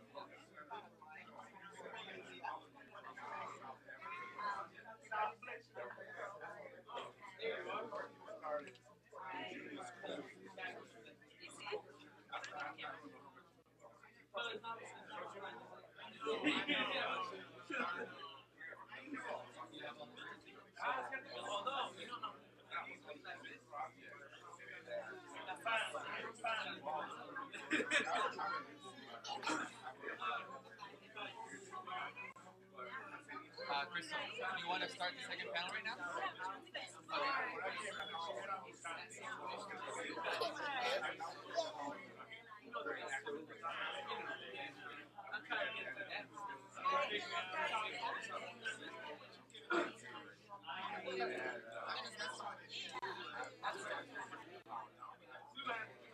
Pero no se puede, no.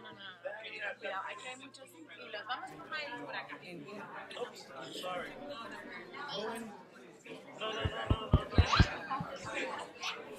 We're going to get started with the second panel, so if we can have the panelists come up here first.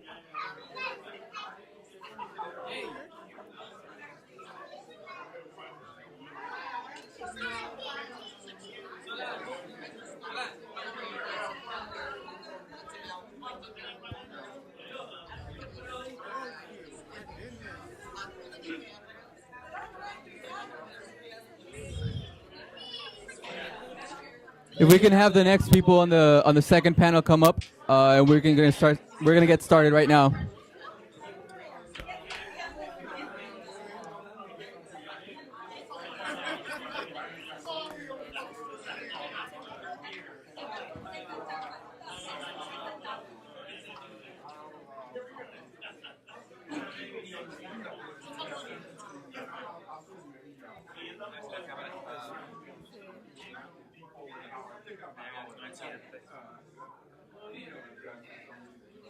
Hey, I'm Nana. Nana? Where you from, Puerto Rico? No, from Ghana. Acá. You Fante? No, I'm Ashanti. I'm Ashanti and I'm Susu. My mother's from Sierra Leone. I'm a mix. Puerto Rico. What part of Puerto Rico? Rio Piedras. No, I have family in Kumasi though. I do. Excellent. I can't wait to go. I was in Ghana in October. A mí nadie me había dicho que en esta presentación yo preparé mis pensamientos en inglés y como yo estoy muy vieja ya no puedo hacer el cambio a español.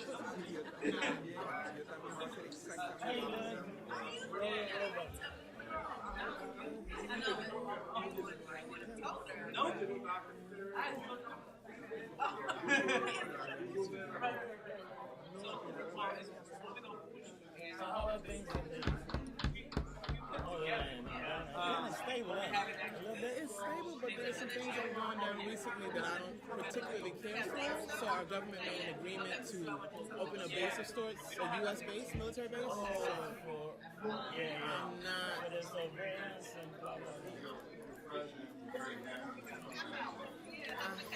I'm not. I'm not pleased. I'm not pleased, but I know.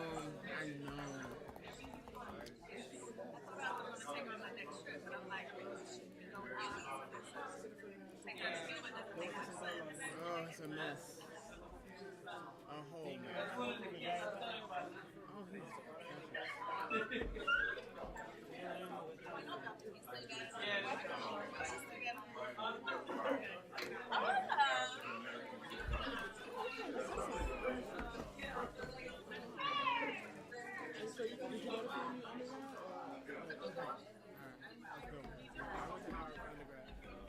You're a good student? Very good? A's all the time? Ain't so funny. I've been to Ghana, obviously, but I went to travel because I've actually developed a love for children. I've been here about 6 months. I was born here, went back and forth. My mom is from Sierra Leone. It's a big sort of. She's actually Susu. Her father is from Guinea. You sure? So your father's from He loves his country through and through. Okay.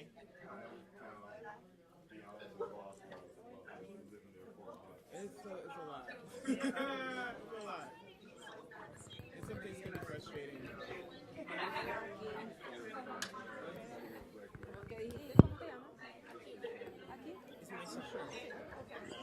Vamos a empezar.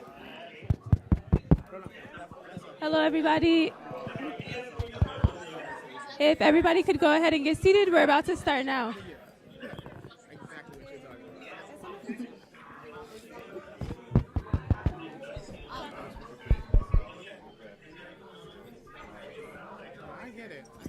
One, two, one. Oh, yes. 1, 2. 1, 2, 3. Sounds pretty Am I doing it in Spanish? In English. In English? Okay. Okay. Crystal, Hey everyone, we're gonna get started with the second panel. overview of the Please start taking your seats. landscape. Thanks so much. So you want me to go first and just lay out the things that the TGS thing? Cool. Oh, yeah, for sure. Oh, yeah, I'll introduce this guy.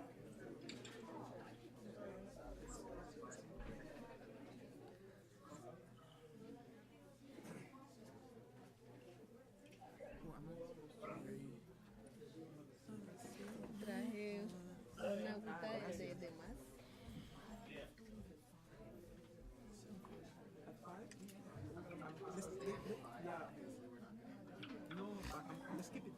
Yeah, I'm going to be brief.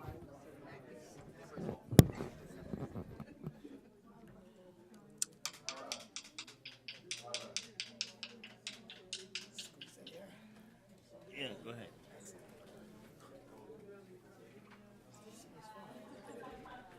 Let me see something with this program. Oh, this is not the program. Oh, I don't have it. okay.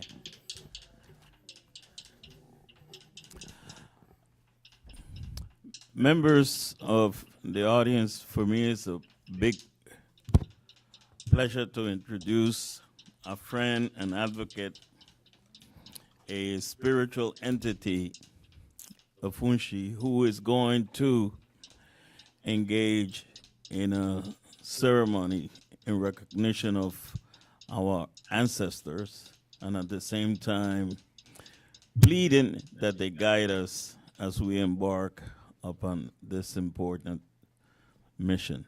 He's also here with some of his kids, not some, all of his kids, and they are displaying different responsibilities. So, Funshi, glad to have you here with us. Para los que hablan español, aquí está Funshi, que está en el proceso de compartir una ceremonia con nosotros, para así darle reconocimiento a nuestros ancestros y a la vez pedir que ellos nos guíen en el proceso de manifestar esta gran misión que tenemos. Así que gracias.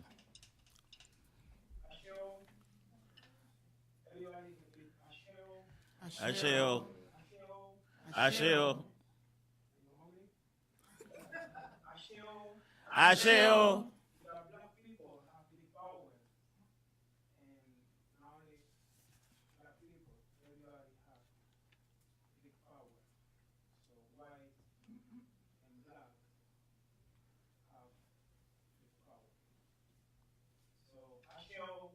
Asheo.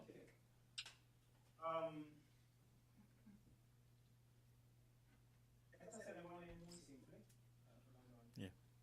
Muy simple. Tiene que ver que falta el tiempo. A veces está en contra de nosotros. Esta ceremonia es una ceremonia. Oh, I'm sorry. Wow. Okay, some of our ancestors are bilingual. Okay. This is no, I can't do Portuguese. This is a simple ceremony that I'm about to begin, and it also has ramification related to time and space.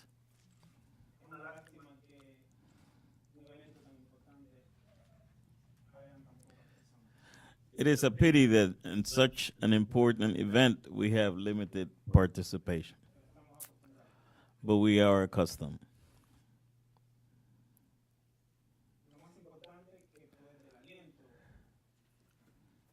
The most, sigue.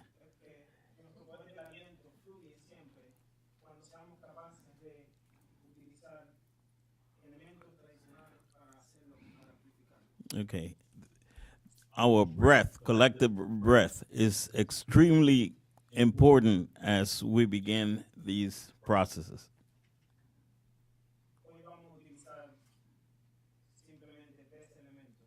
Today we're going to use only three elements. They have pepper from Guinea.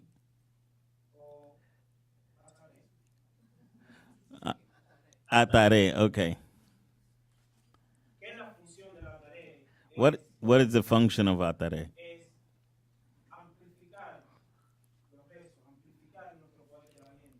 To amplify our breath, to amplify our inner strength.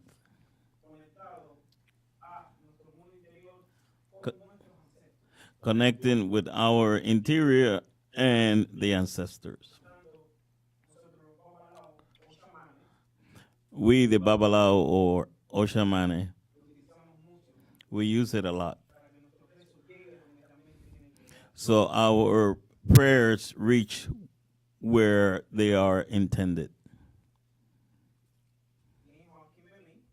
Akimbemi, my son, his son, Iyobe.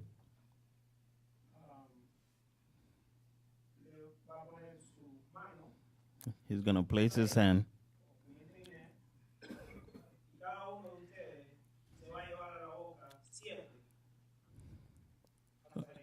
Okay, each one of you are going to have the opportunity of having 7 of those pepper seeds placed in your hand and then in your mouth. Why his hand?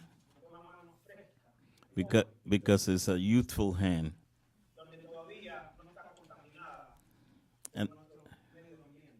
And his hand is not contaminated with the environment.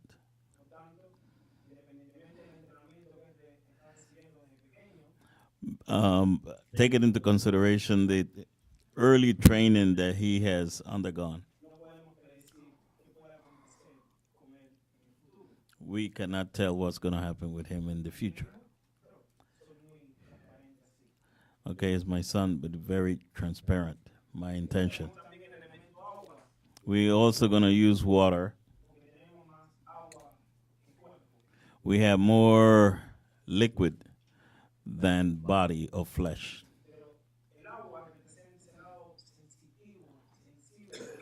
The water represents sensitivity.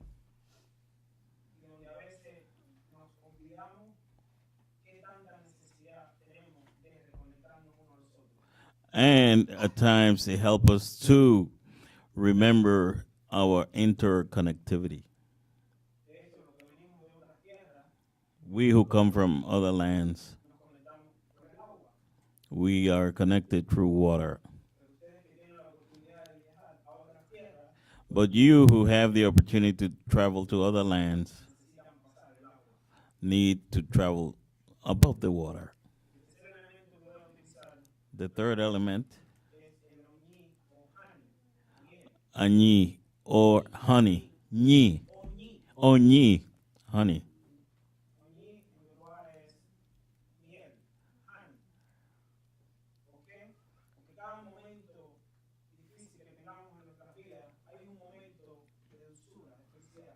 Okay, as we confront many, many problems within the space, there is also a sweet spot. Okay, so after the atare comes the oñi.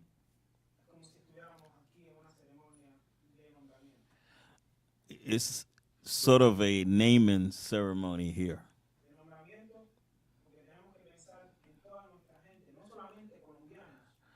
And we should be here thinking not only about the Colombians,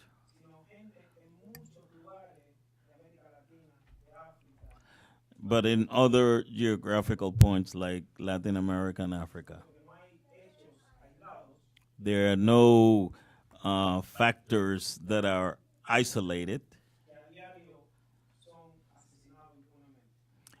Oh, in reference, and I make reference to the daily assassinations that are taking place in Colombia. And we who live here in the United States we have a very vital responsibility with all of these incidents. And that's why the breath is extremely important. And I make reference to us who are in the United States. Although we are in the belly of the beast, yes.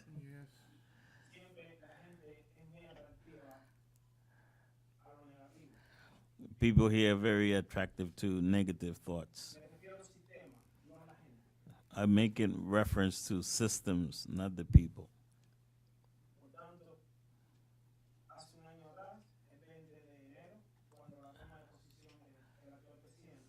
The 20th of February, when Trump became president, 7 months before, we knew that he was going to win. And because the predictions stated so.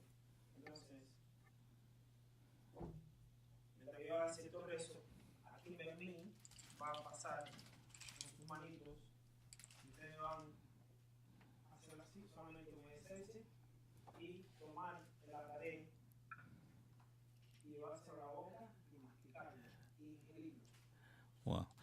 So he's gonna pass it, you're gonna pick 7 and digest it. Por un problema de factor tiempo, simplemente de manera natural, así,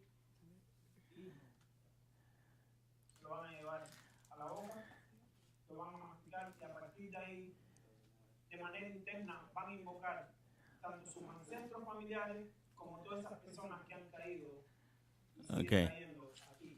So as you digest these seeds, we want you to think on your ancestors and those who are no longer with us, especially those from Colombia.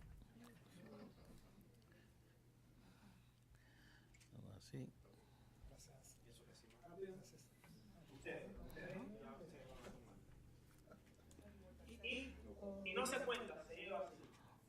Aquellas personas que no quieren, esto no hace daño. Is harmless, but for those people who wish not to, que no lo hagan, ¿verdad? Que no lo quiera hacer, que no lo haga. Que nadie es obligado. Yeah, we are not forcing you into anything that is against your will.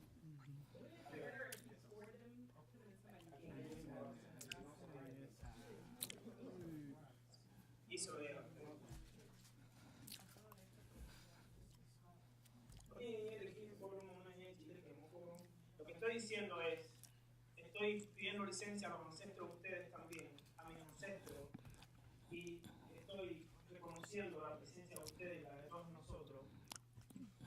I am asking, I'm pleading to the ancestors in reference to your presence and those who are not with us. Pero también el rezo tiene que ver con el ego, de cómo nosotros podemos separar el ego, la envidia y la guerra entre nosotros. And how we can avoid the issue of ego conflicts, wars, etc., within our own kind. It is a form of liberating ourselves from that chain of enslavement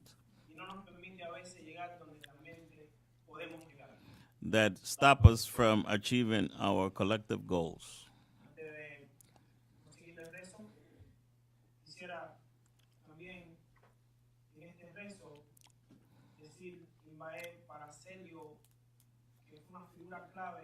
I also want to make a special prayer to Celio Alvarez from Honduras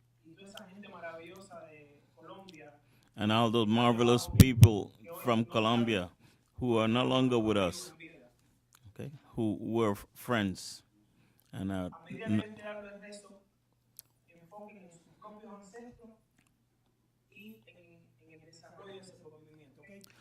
okay, as I do the prayers, think on giving honor to your ancestors.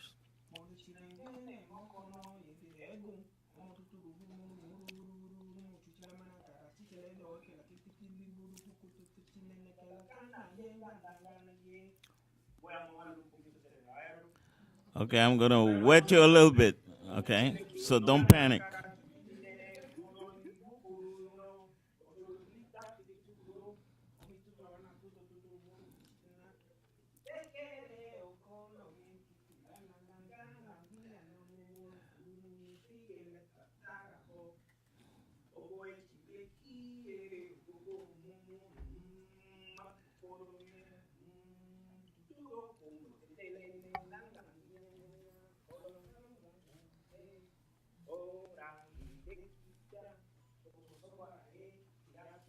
Similar traditions, I assume.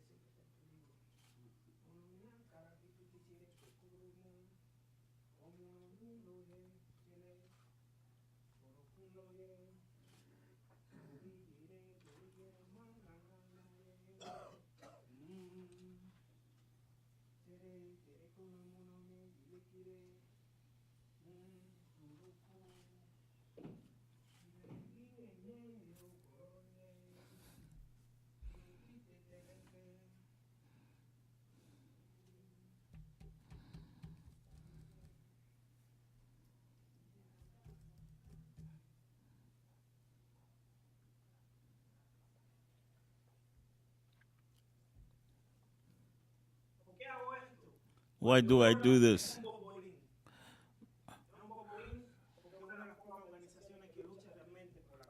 Why am I blessing this space?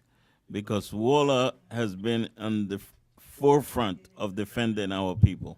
That's why I'm blessing this place.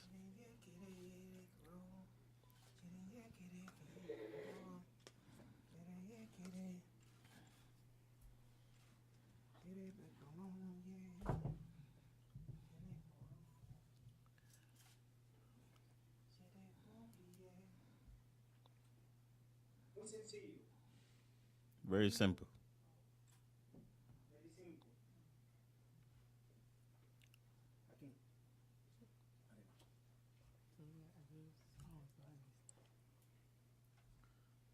Es muy simple.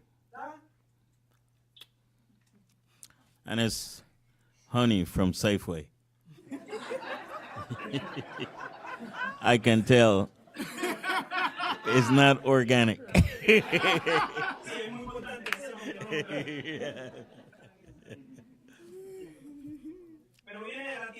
Yeah, it comes from the same place.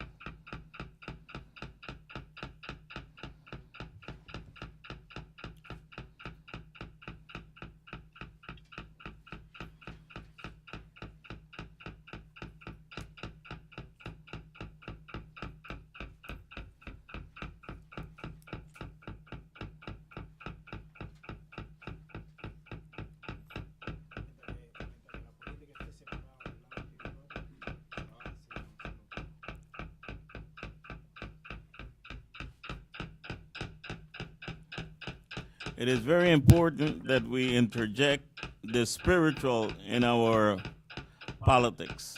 Extremely, extremely important.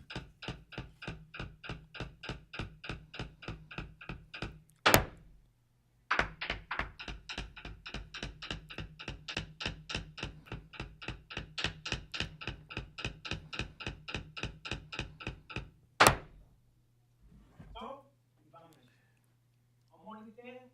Ashe. Ashe. Ashe. Asheo. Asheo. Monikile. Ichele. Buku. Yeah.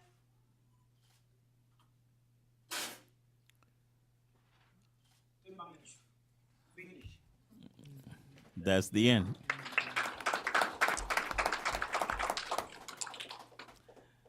Gracias, Funchi. Thank you, Ofunchi, for that blessing.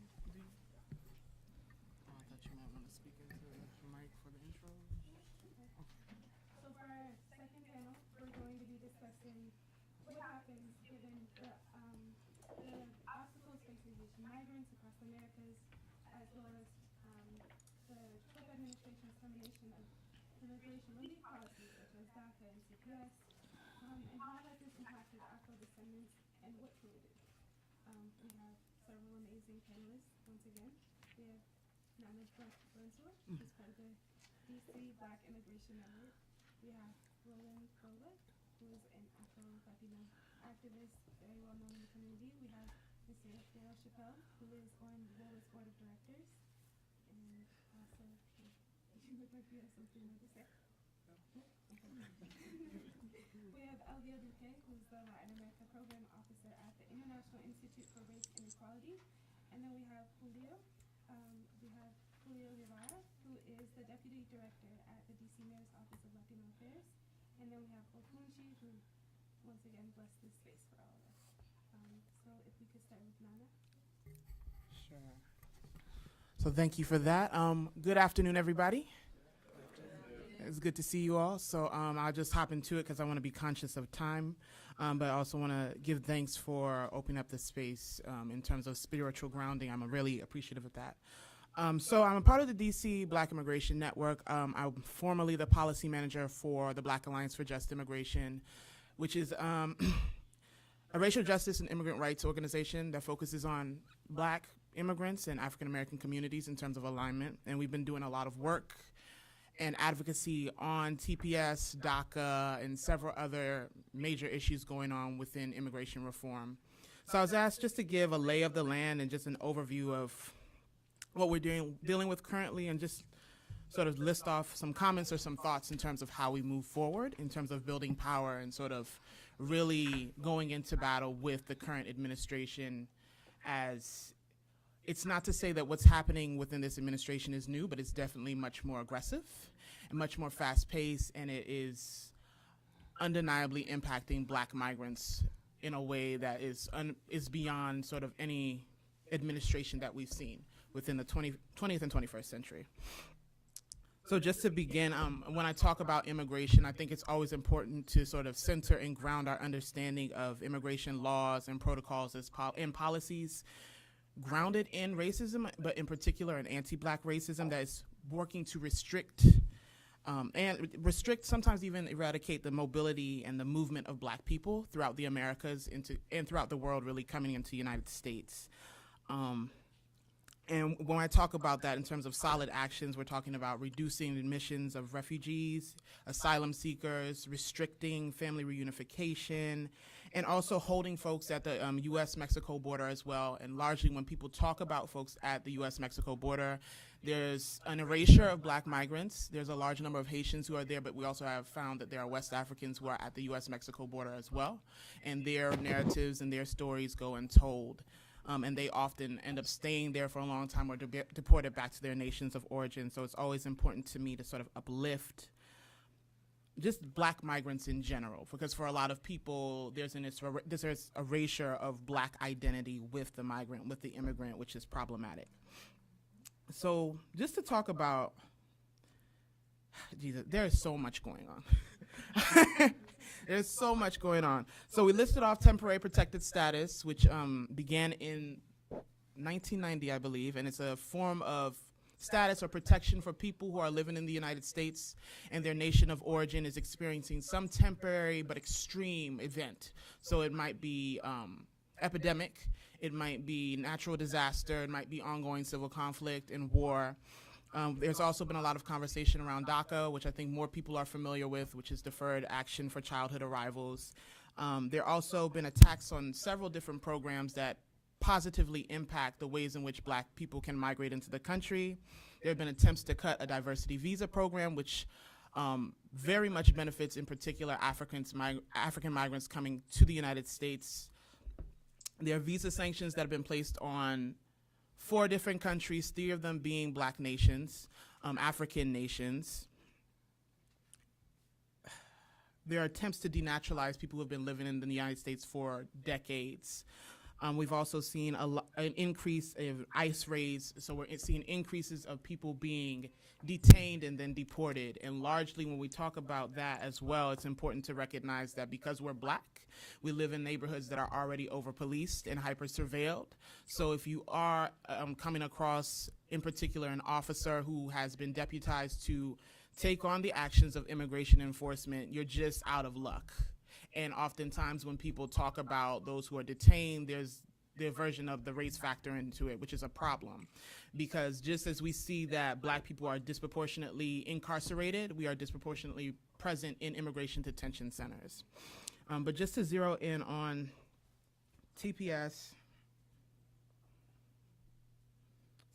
and DACA, just to zero on TPS. TPS benefited a large number of African and Caribbean nations, largely Haiti, Sudan, South Sudan, Somalia, which we are not sure if extension will be granted for that nation as well. TPS and DACA are just, they're not solid in terms of they make it, it's not solid in terms of the result is that you get a green card. It really just makes it you able to sort of function within the society. Like you can get an ID, or you can go to school, or you can work and work legally. So there's still very watered down attempts to, watered down, not even solutions. They're just sort of watered down sort of temporary fixes to a larger issue in terms of people who are undocumented in the United States, many of whom have come in different ways, different manners, some as educational migrants, some as refugees, some as asylum seekers. There's so much that's been going on within this administration to sort of cut down the overall migration of people in general. And these two programs were the ones that were most targeted by the president and Congress at large. And I found that one of the largest issues that we had in advocating for the increased protections of undocumented black people in the United States, most specifically, there was a large lack of knowledge of any of these programs, anything that's happening. I don't know how many offices that I was actually in, congressional offices, where the idea of a black migrant was almost going over everybody's head, which is a problem, which is dangerous, and it sort of speaks to this invisibility in our struggles to migrate to the nation. Even though there are large pockets of black immigrants throughout the country, we living in DC know that. There are a lot of Colombians here, there are a lot of Nigerians here, Ghanaians, there are people coming from Trinidad, Jamaica, Haiti, so on and so forth. So I think, and it's without a doubt, I think we all watch the news. We see this current president and the ongoing sort of assault on immigrants as criminals, as people who don't contribute to the nation economically, or who have not been coming to this nation for a long time, despite the fact that he is the child of an immigrant. But that's another conversation, because things look different for white immigrants than they do for black immigrants. But in saying that and sort of giving that brief overview, I think a lot of what I've been thinking with a lot of partners is this conversation around what it means to sort of grasp, maintain, and just continue to grow political power as related to black migrants in the United States, because there has to be an overall transformation in our analysis as it impacts action. As it stands, especially when we look at the makeup of Congress, black, white, or any other racial identity, it is very clear that you'll have people that are talking about resistance and resisting the current administration, but there is no plan. There is no plan. A lot of the focus is on making sure that there's just enough effort made. I may sign on to a bill, I may create a bill just to make it look like I'm really advocating and working for these populations, but not really. Then things fall to the wayside once there's a next major buzz within the news, whatever it has to do with this week, past weeks, it's been gun control. And we'll see that something else will cycle around and happen within the political climate, and then once again, our communities are forgotten. Right? And not just black immigrants, but black people in general. So a lot of what I've been thinking about and been working around and especially because we're in a room that we have people from so many different places, what it means to constantly sort of be in conversation with each other, no matter where we're located on the globe, in terms of intraracial solidarity building as helping to strategize. And I think a lot of that for me is important, and for all of us is important, because if we look through history, if we think through anti-apartheid movement, there was a lot of uprising throughout the diaspora in support of South Africans, Black South Africans, and we're also seeing what's happening in South Africa now. So just sort of keeping in mind what that looked like in terms of engagement, advocacy, and education, so that we are aware of what's happening with Black migrants, and also centering the most marginalized within our community, which tend to be undocumented Black immigrants. And there are groups that actively do that work. One I work with most particular is Undocu Black Network, which is a new organization, probably not even 5 years old, but is doing a lot in terms of political engagement, just keeping their stories known and making sure people understand the issues that impact their communities, larger Black immigrant communities, and Black people in the country just in general. I think I just also wanted to be mindful of time again. One of the points I guess I want to leave us with is understanding or thinking through what it means to sort of transform our understandings of civic engagement. There's time and time again sort of this conversation within policy wonk spaces when they're speaking to community members or whomever. The large push is to make sure people register to vote, make sure you're calling congressional offices, these things, which I'm not saying are ineffective, but I am saying that's just a short-term plan.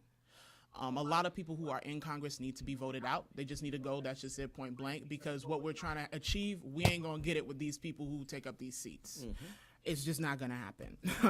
So really in terms of working towards achieving these goals and protecting the rights of Black migrants, ensuring that Black migrants will be able to even come into the country moving into the future, because we're seeing that this administration is taking cuts and slashes at everything, almost trying to put a complete halt at our movement into the U.S. in general. I think it's important to think through like long-term plans and goals. So what does that look like? Does that mean being more engaged in local government? Does that mean we need to formulate in terms of within our communities our own understandings of civic engagement and really supporting those who we think could make change? Because if we are working within the power structure that we are in, as Congress is structured, like I said, there's no way that we're gonna move forward in the ways that we want to. So thinking through the long term, whom to support, but also educational efforts and making sure that people know all of the issues that are impacting us, whether we're citizen and non-citizen, is really important.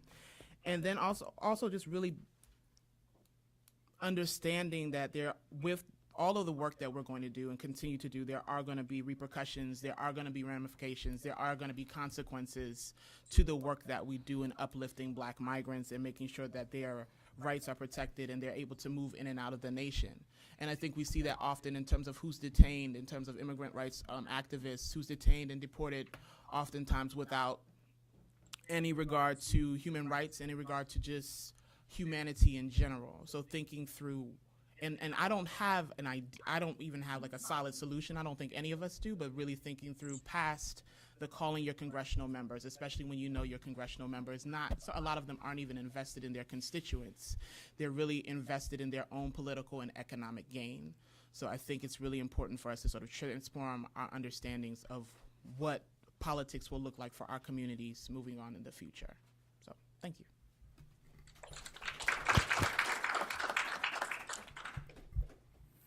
Going this way? All right.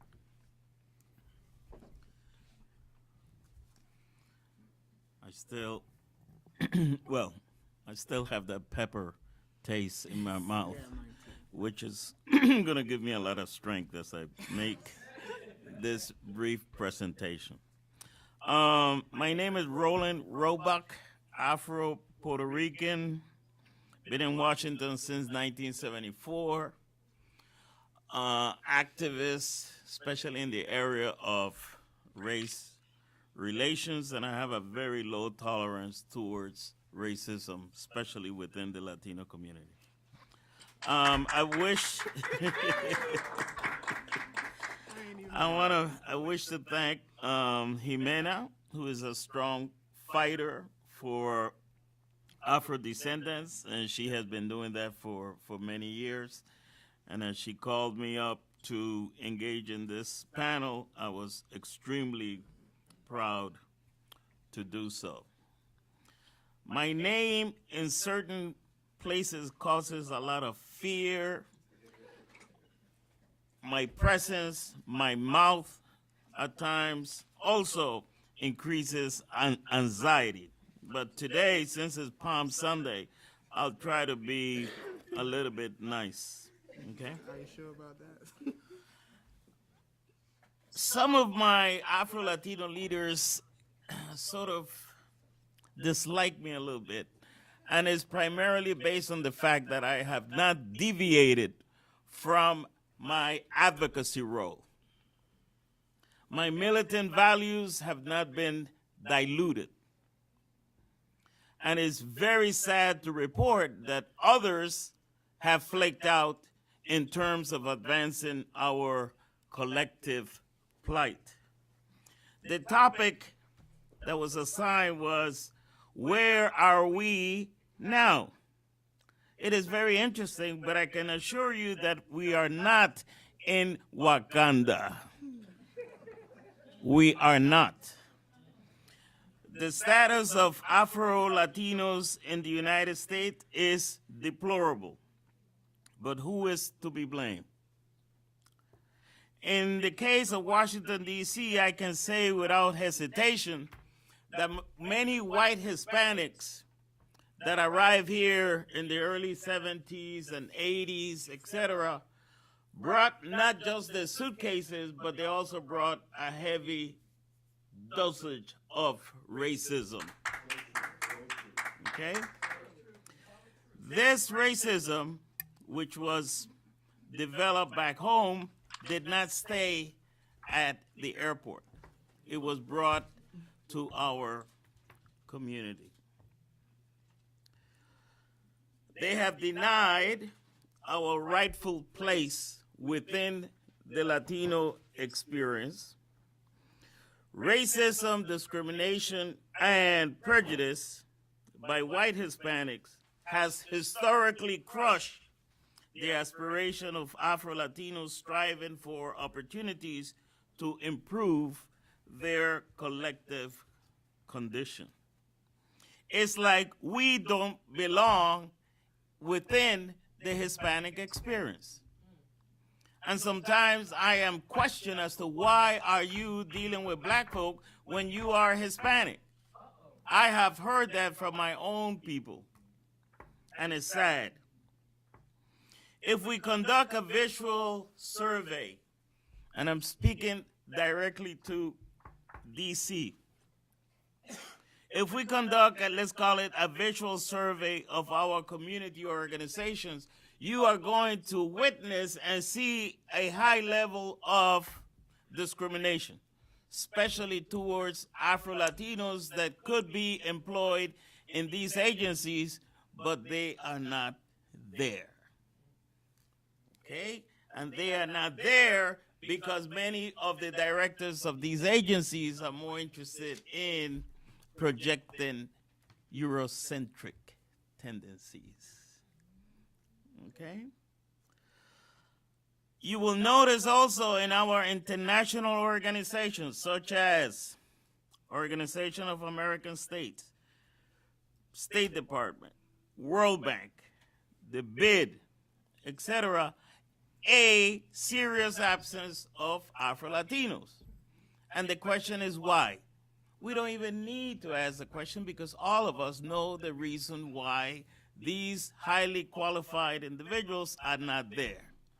Because those institutions are saturated with folk that still, although they are in this zip code, mentally, physically, and spiritually, they are back home, enjoying their white privilege. And I like the way I say white because my wife says that I should say white, like you breathing white. And I said, no. I like to say white because I'm also from the Virgin Islands. So we chop up the English language.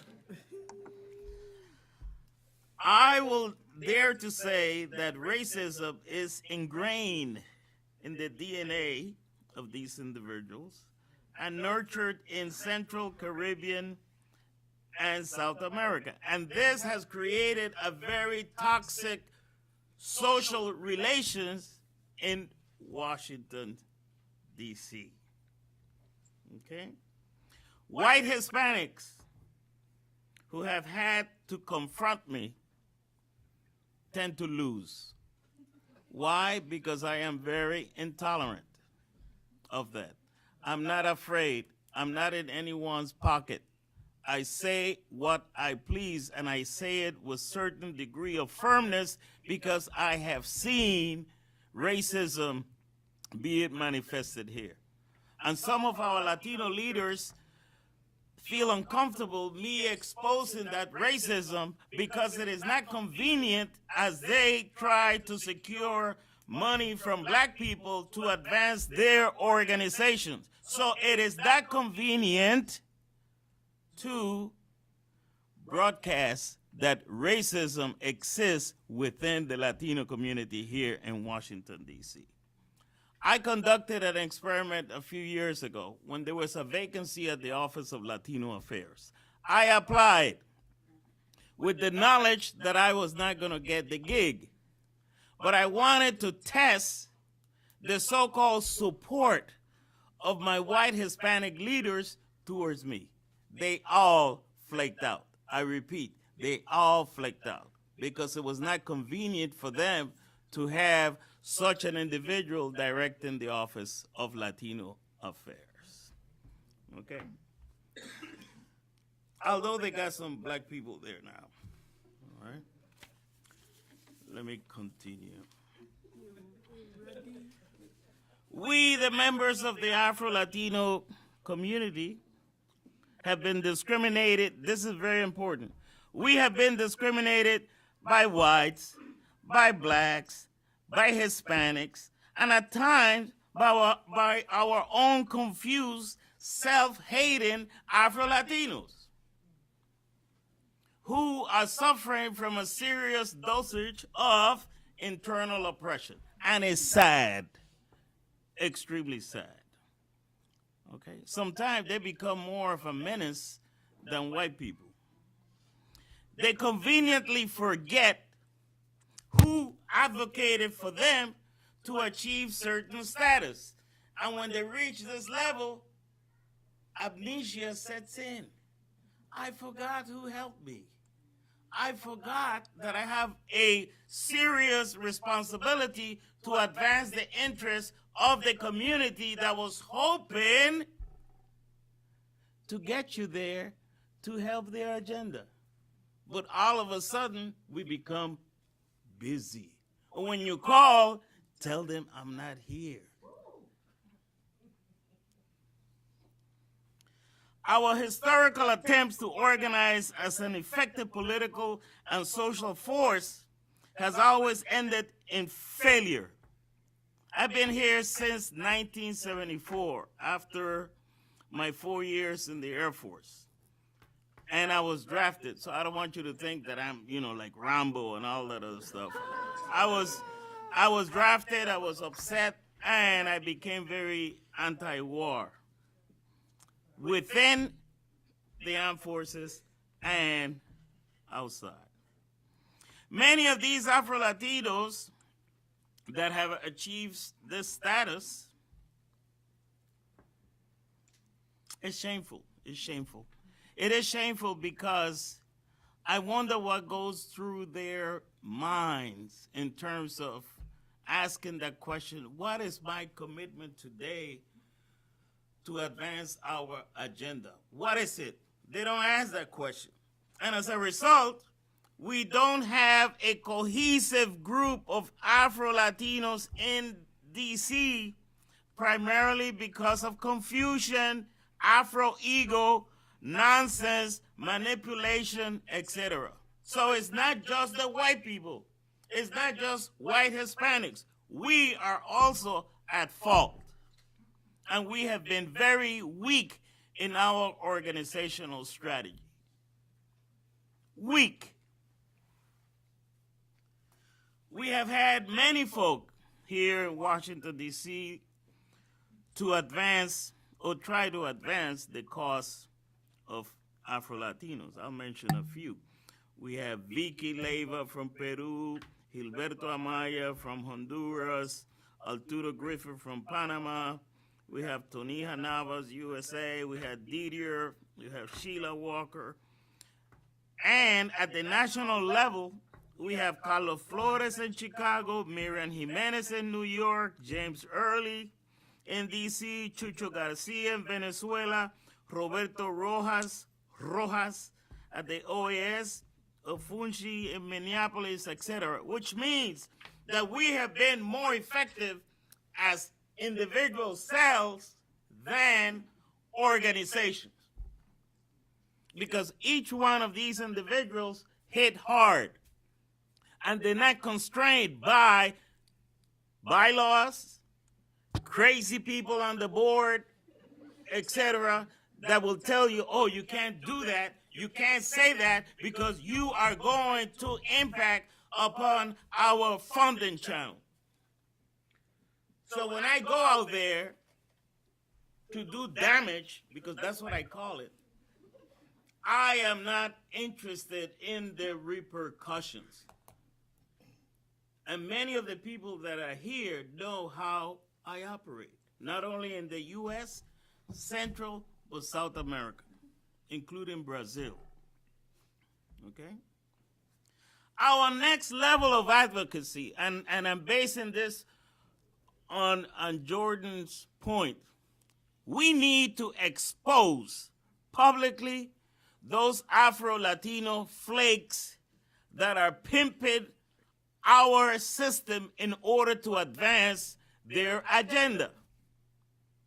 And I think that that's going to be my hobby for the next year. Exposing flakes in different spectrums. So I want this to be broadcast wide. Roland Roback is going to expose fake Afro-Latinos that are taking advantage of our plight.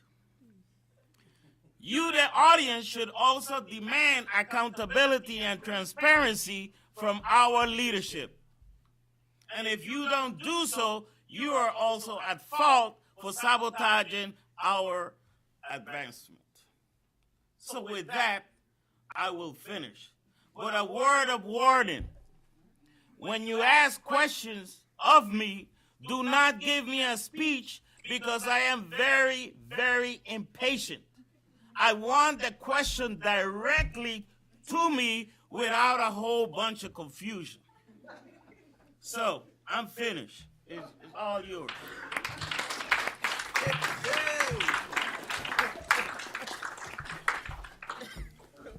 So, thank you, Roland. My name is Daryl Chappelle. I'm going to actually use my timer here to make sure I respect your time and get this done in 7 minutes or less. So I'm on the board of directors here at the Washington Office of Latin America. I've been involved with WOLA for a long time. And my focus has been traditionally, before WOLA, I was a Peace Corps volunteer in Costa Rica. And then also today, I'm a director here at Freddie Mac in McLean, Virginia.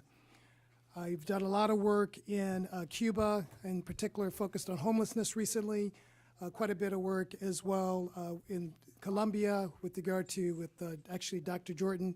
We did a delegation back in 2003 in Colombia, actually in Chocó and other parts of the country.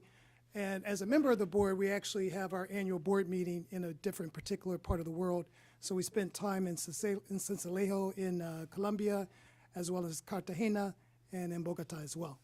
So I do appreciate your remarks with regard to Buenaventura, so thank you. It was very encouraging to see tangible results come from the protests, and we can be inspired here in this country to keep up the fight and get those kind of tangible results, so thank you. I also want to thank Jimena for all the work that she has done in Colombia. She has put her life on the line, and I mean that literally. Yes. I've seen her in action. I've been inspired by her. I say this every time. I know she's probably embarrassed by it, but the reason I'm here is because looking at her in action long time ago. She's truly an inspiration in the work that she's done. I just want to say thank you, Jimena, for all the work that you've done. The Colombians have thanked you.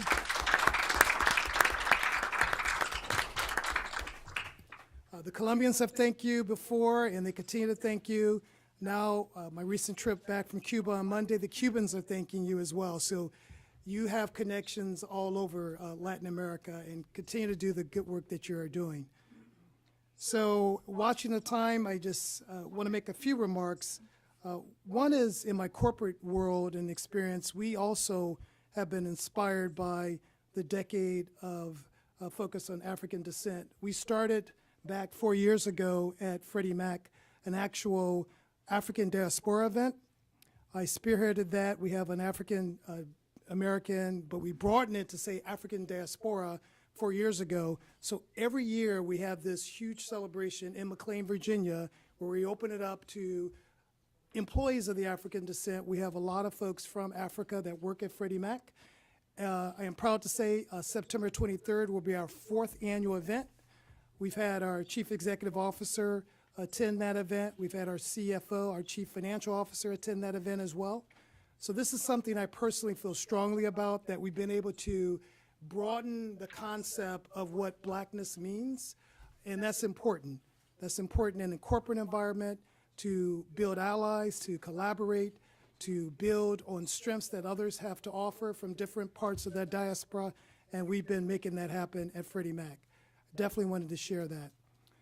With regard to WOLA, being a member of the board, 2 things I want to say. One is we focused on Beyond the Wall campaign for the last few months, year and a half now since the current administration.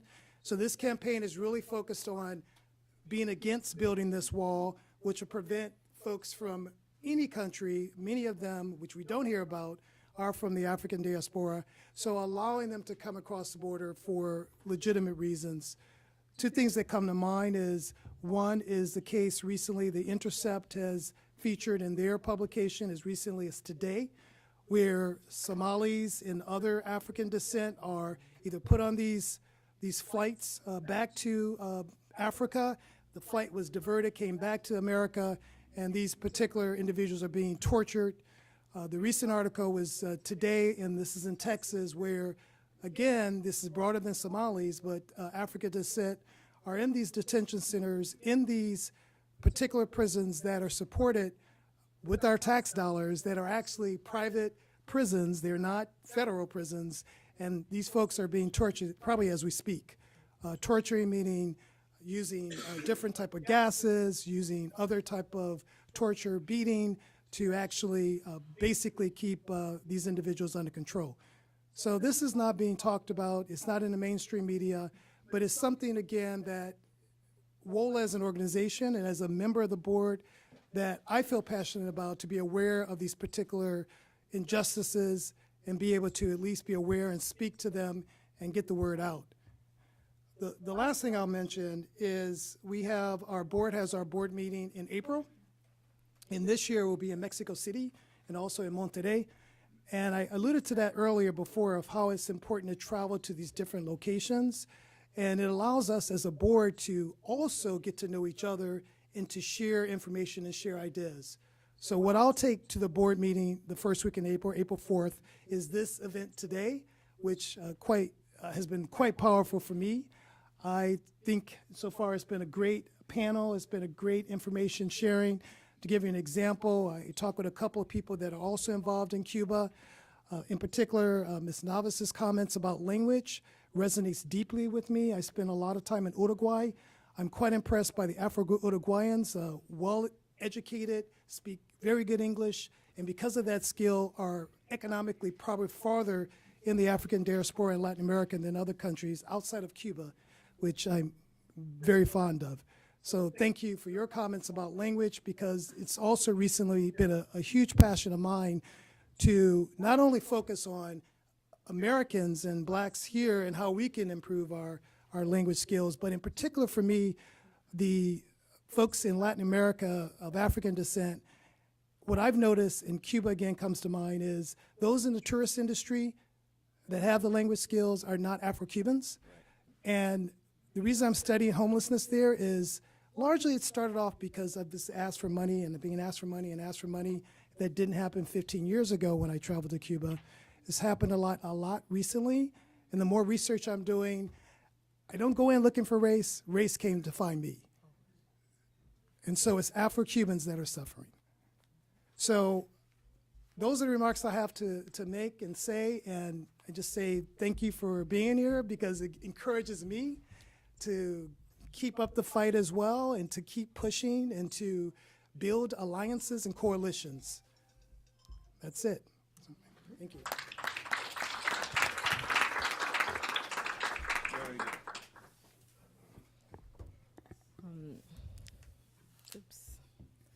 Okay, first I would like to thank WOLA for organizing and hosting this event. Second, I would like to thank you, the public, because I know that coming to an event on a Sunday is kind of hard. I'm mother of 2 kids, so I know how hard can be that. I didn't know that we would have translations, so unfortunately I prepared my presentation in English, but like Celia Cruz used to say, my English is not very good looking, so if you have any questions, don't hesitate. and well, I'm going to be brief like everybody else, because we know that we are behind schedule. First, I would like to talk about the organization that I am part of. The name is the International Institute on Race, Equality, and Human Rights. So we work with African descendant population in Latin America and Afro-descendant LGBTI to raise their voice at the international level, especially at the OEAs and the UN. So talking about this panel, the subject that have bring us together, they explained to me that we're going to talk about immigration, especially about Haitians and the Trump administration. So regarding that first subject, the Haitian and the Trump administration, I'm going to talk based on the experience that we have as, our organization. And it is open to the public. It's not that secret. The reality that Haitian and Dominican Haitians live in the DR. Everybody knows about the stateless condition, the human rights violations that they face, and for many years they have come to the U.S. and tried to lobby so people in the U.S. and in entities like the OEAs and the State Department they know what's going on in the DR. So back in 2013, when the Constitutional Court provided the judgment 163, we have hope that things will change in the DR, because this judgment provide the first step for them to get finally citizenship, those Dominican Haitians born in the DR. But things have not changed. Actually, things have been getting worse at the DR. Why? Because just a few % of this population have obtained citizenship, and most of the population has been still denied. And even worse, the government has said that those that apply, then the government just lost their information. So how they can reapply when they don't have the original documents to apply again for this citizenship? So they are now in the limbo. They don't know what to do. And they don't even have documents to prove that they were born in this country, in particular in the DR. So when we talk about leaders in the DR, when they come here and they sit down with the State Department and representative of the OEAs, by force, these two entities have become some kind of partner to fight racism and racial discrimination in the DR. But now with this open position, because we know that regarding race, this has been the position not just of the U.S., but every government. When they talk really bad about someone being African descendant just because, we are black.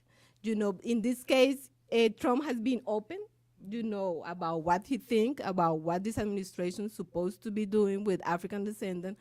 So we really have concerns about this population in the DR, because now the government is gonna feel free to do whatever they want because they don't have any international support like they used to be. So there are really concerns about their situations, and it's, like I say, it's getting even worse. So we need to keep pushing this agenda, keep talking about these subjects. And this brings me to another point, and it's like, and in general, when we talk about the immigration of African descendants to the US, just as, Colombian, so it's funny when you think about the small percentage of the population, African descendant population, that is able to obtain a visa to come to the US. And it's not just in Colombia, it's in Latin America, and I believe, of course, in other regions. So it's not a new policy. This has been happening for many, many, many years, just that now it's open to the public. So we need to be clear that what is happening now is no base of because you are coming from a specific country or because you are a part of a religion. No, this situation is because race issues, and that's how we have to face it, and that's how we have to fight it. So we need to be clear about that. At the same time, I would like to talk about the role of the international entities can play to fight racism and racial discrimination. And some people say we need to create new tools at the international level. I don't believe that at this point it's necessary to develop new tools, because we already have some tools at the international level. And I am not even talking about including the UN. I would like to focus this conversation about the Americas. Therefore, I would like to talk about the OAS. So if you have some knowledge, and most of the Afro-Latinos in this case, have knowledge about the many tools that the OAS bring to the leaders to raise their voices, you will be surprised. However, when you go to the communities, people don't know about those tools. So now at the OAS, we have the repertorship on African descent and against racial discrimination. We have the new adopted International Convention Against Racism, and people don't know about that. We can access to different activities than the OAS provide, like the Summit of the Americas. We can present hearings, cases, but unfortunately, we are not accessing to those tools because we don't have that knowledge about how this tool works, how we can actually improve it, because the only way that we're going to improve these tools is by using it. We can say, oh, that doesn't work. Have you ever tried? I am not saying that those tools, those international tools are perfect. They are not perfect, but we have to use it to improve those tools, to make sure that they start incorporating mechanisms that help us to fight racial discrimination. So we have to do our part. So I would like to just, because of the time matters, I would like to just leave it like that. But I would like to have this conversation with you. I would love to hear your opinions, on this subject. And thank you so much for coming.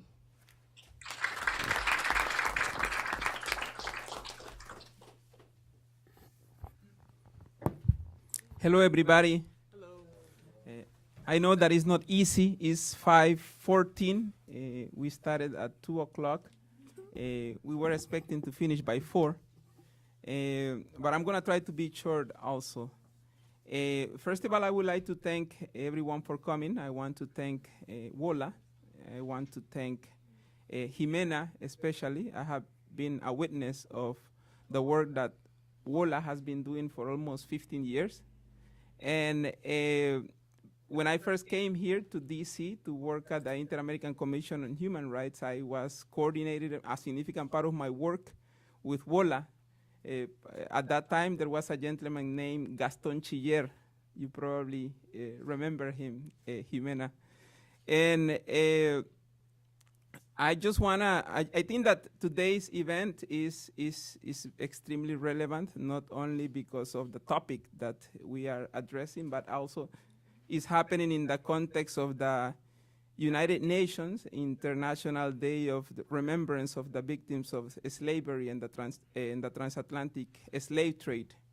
They have titled it under the name Remember Slavery, Triumphs and Struggles for Freedom and Equality in the Americas.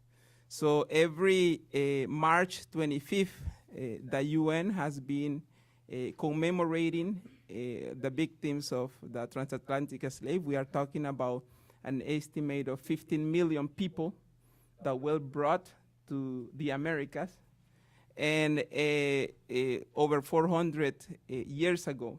And I think that I think that our ancestors are doing their work, because if we are having this dialogue and in this context, is because there is an expectation that will have an impact in changing the realities that exist in our communities.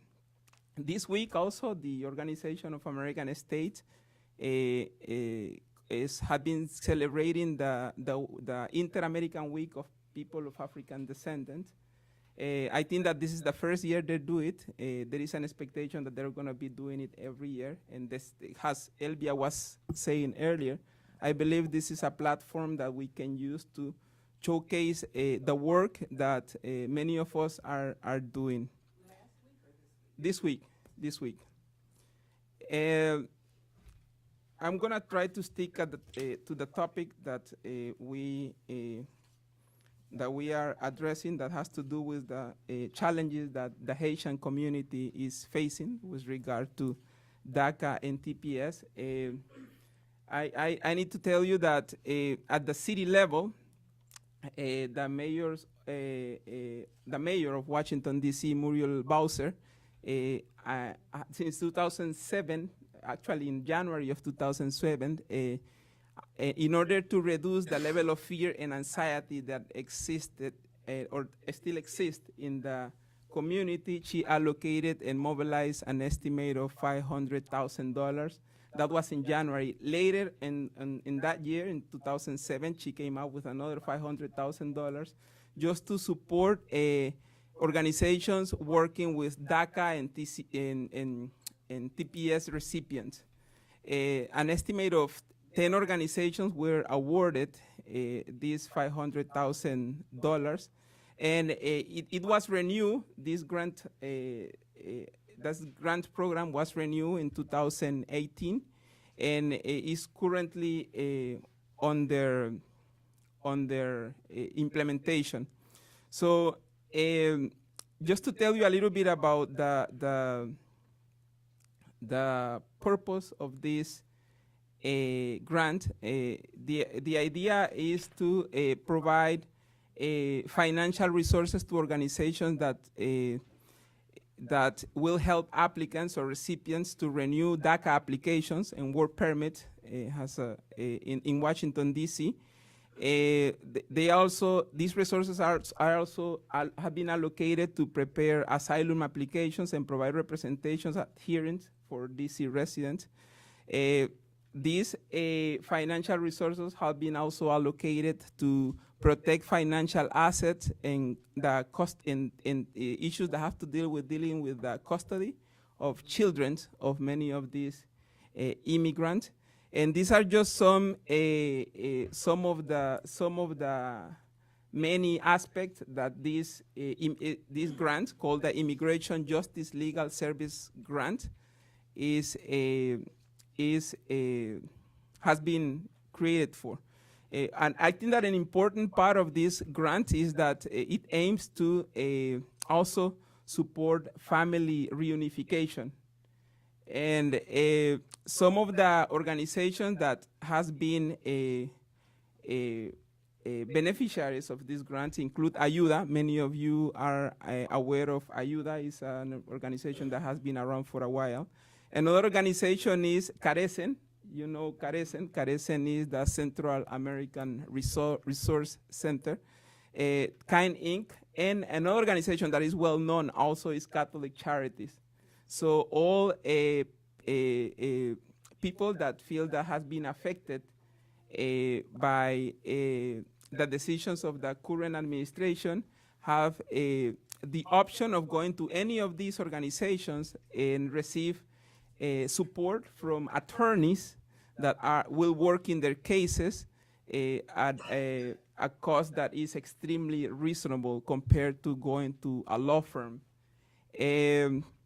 The other thing that I wanna tell you is that there are other resources available that the city is coordinating with, and they include the DC Bar. The DC Bar has a pro bono section that also is providing support to all DACA and TPS recipients. There are also a few workshops and seminars, Know Your Rights events that will also take place in addition to the one that already happened. There is one on Saturday, June 2nd, 2018 from 10 a.m. to 12 p.m. And this is being coordinated at Carlos Rosario, for those who know Carlos Rosario. And there is another event, another workshop, where all the participants will have the option of having one-on-one meetings with attorneys. And the next one is going to be on Saturday, September 15, 2018. From 10 to 12. These are two concrete events, but if you are in a situation or somebody is in a situation that requires some level of urgency, at the Mayor's Office on Latino Affairs, we can facilitate the communications with some organization that will provide help to those beneficiaries. For those who don't know me well, my name is Julio Cesar Guiti. I'm a member of the Garifuna community. For those who don't know the Garifuna community, it's a community that is mainly located along the coast of Central America. My family comes from a community located right at the border of Honduras and Nicaragua. Up until today, we have no electricity. So when we talk about all the challenges that the people in Colombia are having, the people in Panama or Colón, the people in Livingston in Guatemala, or some black people even in Bahia, Brazil, or Santiago de Cuba, I think that we are all on the same page with regard to that. I grew up in a house without running water, and I have been fortunate to be able to get an education with the help of family and friends. And I also want to tell you that I want to finalize by also inviting you to the Emancipation Day Parade that will take place on April 14. Mayor Muriel Bowser is hosting or is sponsoring an Emancipation Day Parade on the 14th from 2 to 4. And the parade starts at Pennsylvania Avenue Northwest, to be more precise, Pennsylvania and 10, and the parade is gonna end on Pennsylvania and 14. Sometimes in the U.S. I think that there is, when it comes to talking about the Haitian community, we tend to underestimate or neglect a significant part of history. I think that there is very little consciousness about the role that Haiti has played in the U.S. history. The United States wouldn't be what it is today without the struggle of the Haitian people.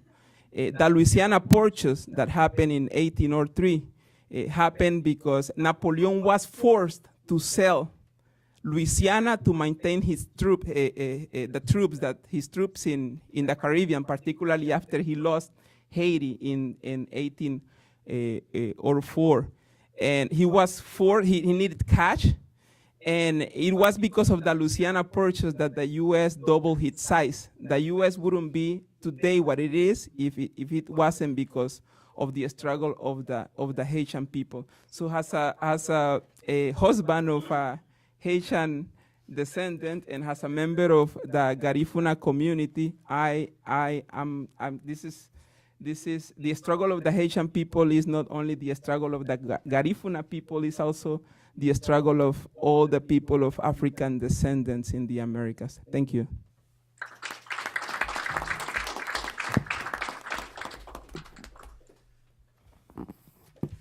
So I will talk so fast because I know the people is very, very tired and I'm so tired. Conduje unas 21 horas para poder estar aquí con ustedes. I drove about 21 hours to be here with you today. Porque el tema afrodescendiente es un tema que hay que tocarlo a fondo como nuestros colegas lo están tocando. Because the topic of Afro-Descendants is a topic that we have to go in depth into. No acostumbro a preparar mis conferencias ni nada. I'm not used to preparing for my conference. Simplemente me dejo fluir por los vientos. I allow the winds Y and flow through me. les voy a dejar algo de tarea, And solo I para want reflexionar. just a little homework to reflect. Tocamos el tema afrodescendiente. We touch on El decenio. The decade of Afro-Descendants. ¿Cuántos de la gente nuestra negra aquí en los Estados Unidos conoce qué es el decenio afrodescendiente? How many of our black people here in the United States knows of the decade of Afro-Descendants? Le puedo decir que la mayoría sigue desconociendo qué es el decenio afrodescendiente. I can say that most would not know right now about it. Es una realidad y tenemos que ser claros y muy transparentes con ese tema, a pesar de los esfuerzos que estamos haciendo. It's a reality, and we have to be very transparent when it comes to the efforts being done in this topic, especially the way that it's been discussed by him. El otro tema que me preocupa como tradicional es el tema feminismo negro. The other topic that I'm concerned with as a traditional healer is black feminism. Es un tema que me preocupa It's a topic that I'm concerned with. y tiene que ver de la manera en que muchas de nuestras hermanas están desviando el concepto de o manipulando, yo voy a decir desviando, And it has to do with the way in which el concepto de feminismo the concept of feminism is being taken into a different route. Vivimos, o sea, estamos en el 2018. This is 2018. Para que las blancas pudieran avanzar cuando se inicia el feminismo, So that white women could advance at the beginning of the feminist movement. eran nuestras abuelas y mamás quien les cuidaba a ella la casa para que ellas pudieran ir a hacer todo lo que querían hacer. It was our grandmothers, our aunts that would take care of the house and the kids so that they could go out and do what they need to do. Por tanto, nuestra gente, nuestras mamás, que de hecho nuestra sabiduría viene de ahí, del vientre de una mujer, Therefore, our mothers, which is the place from which the wisdom that we have comes from. tenemos que tener un cuidado inmenso de no desviar el camino de concepto a la vivencia o a la realidad vivida por nuestras madres. We have to be mindful not to deviate the concept away from the reality lived by our mothers. De pronto han surgido una serie de corrientes feministas afro Suddenly there's a lot of currents of feminism, Afro-feminism, en que yo en particular apoyo a una serie de grupos, in which I myself, I'm a supporter of several groups. pero me preocupa que quieran ahora imitar a la blanca. But I'm concerned Es un with, fenómeno que está pasando. a lot of these groups trying to imitate the white women's feminism movement. Eso se los dejo de tarea. That's por the el, homework. por el problema del tiempo. Due to time, that's the topic that I'm leaving for you to do the work. Porque hablamos del agua, Because we spoke about water, pero venimos del agua.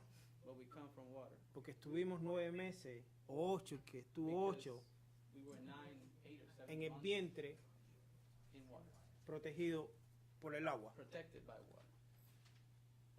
El otro fenómeno que es de preocupar es, sí, nos preocupa la situación de Colombia, The other phenomenon that is a big concern is, yes, we're concerned with Colombia's situation. y le agradezco a WOLA y a todas esas organizaciones que apoyan la causa de nuestra gente en Colombia, And I thank WOLA and other organizations that support our cause. pero hablé al principio que no hay hecho aislado. But like I said at the beginning, there is no isolated event. Ayer fueron asesinados 2 gente de nuestra garífona en Yesterday, o sea, 2 of our people, en Corazal. Garifuna people were assassinated in Corazal. This is Honduras. Sabemos lo que está aconteciendo en Honduras. We know what's happening in Honduras. Entonces, sabemos lo que está aconteciendo en Brasil. We know what's happening in Brazil. Sabemos qué está aconteciendo con nuestra gente afro en Argentina, We know what's happening with que el nivel de discriminación es Afro-Descendants in Argentina, agresivo. where it's very aggressive discrimination. Y sabemos qué está aconteciendo con nuestras bellísimas negras en Nueva Orleans. And we know Para que sepan. What's happening to our beautiful black women in New Orleans. Y estamos hablando de asesinato, estamos hablando de violación y asesinato. We're talking about rape and murder. Entonces, si no somos capaces de armonizar, y es mi palabra, que siempre utilizo la palabra armonizar, And I like this word very much, but if we're not capable of harmonizing si no somos capaces de actuar como la hormiga, and act as the ant, pequeña pero conoce el secreto de la tierra, small but one that knows the secrets of the earth, pequeña pero es más organizada que nosotros, small but 1,000 times more organized, y que en una noche es capaz de mudar una ciudad entera and that due to por su that nivel de organización. level of organization that an ant has, there are some ants that are capable of moving an entire village or community from one place to have to get out El in a movimiento, night. el movimiento afrodescendiente no va a avanzar. The Afro-Descendant movement will not move forward. ¿Por qué? Porque no podemos seguir como llevamos tantos años Unless we change those ways trabajando de manera aislada. of working isolated manner. Y cuando digo de manera aislada, When I say isolated, es que simplemente no queremos incluir a Juan Pirindingo porque es blanco o porque tiene su piel clara. it's simply that we don't want to include that guy or this guy because of differences of colorism, like, you know, lighter skin, darker skin, O aquel que es indígena. or because that one's indigenous from a different place. Cuando en el principio de aquí, de crear esta nación, el negro y el indígena, y eso se ve en Florida, éramos un equipo. When at the very beginning of the story of this nation, Con el irlandés, the Native American and the African were a team. Even the Irish as well. es como el tema armamento. It's like the term armament. El tema armamento es parecido al tema afro-latino. It's similar to the topic of Afro-Latino. ¿Por qué? ¿Dónde nos ponen las armas? ¿Quiénes vendemos más? ¿Dónde está el tráfico de armas? ¿En los negros o en los blancos? Because where do ¿Quiénes the compran weapons más armas? go through the white community? ¿Nuestra or the gente black negra? communities? No. Los blancos. Pero, desgraciadamente, nos discriminan a nosotros y nos manipulan a nosotros. Both, but we're the ones who suffer for the consequences. Por tanto, vivimos un momento histórico complejo donde, si no somos capaces de actuar como la hormiga, Thus, we live in a very complex historical moment where if we're not capable of engaging and organizing the way that vamos a ants seguir does, dando vuelta en el mismo lugar. we will keep going around and Es around inconcebible que el único movimiento que no tiene un fondo monetario somos nosotros, caballeros. It's inconceivable that the only movement that does not have an economy, funds, is ours. Eso es inconcebible. It's inconceivable. Y no tiene que ver por la falta de unidad. And that one is not because of lack of unity. Tiene que ver que cuando estamos avanzando, siempre entra alguien dentro que nos fracciona y nos divide. That it's usually because while we're moving forward, there's always something that happens within that fractures the movement. En el caso de nosotros, para terminar, In our dos case, cosas. to end. Mi sabiduría, quien soy, se lo debo independientemente de mis papás duraron 50 y pico de años hasta que murieron. Mi sabiduría se la debo a mi mamá. Regardless of how long both my parents lived, my knowledge and the wisdom that I have attained, I owe it to my mother. Quien soy, se lo debo a mi mamá. What I am, I owe it to my mother. A mi papá le debo otras cosas. To my dad, I owe different things. Pero quien soy en el mundo de healing, se lo debo a mi mamá. But in this world of healing, I owe it to my Por mother. tanto, mientras que no seamos capaces de respetar a la mujer While we are not capable of como respecting the naturaleza, woman as nature, no, tampoco nosotros no vamos a avanzar, porque el nivel tan altísimo de violencia del negro para con nuestras bellísimas negras es terrible.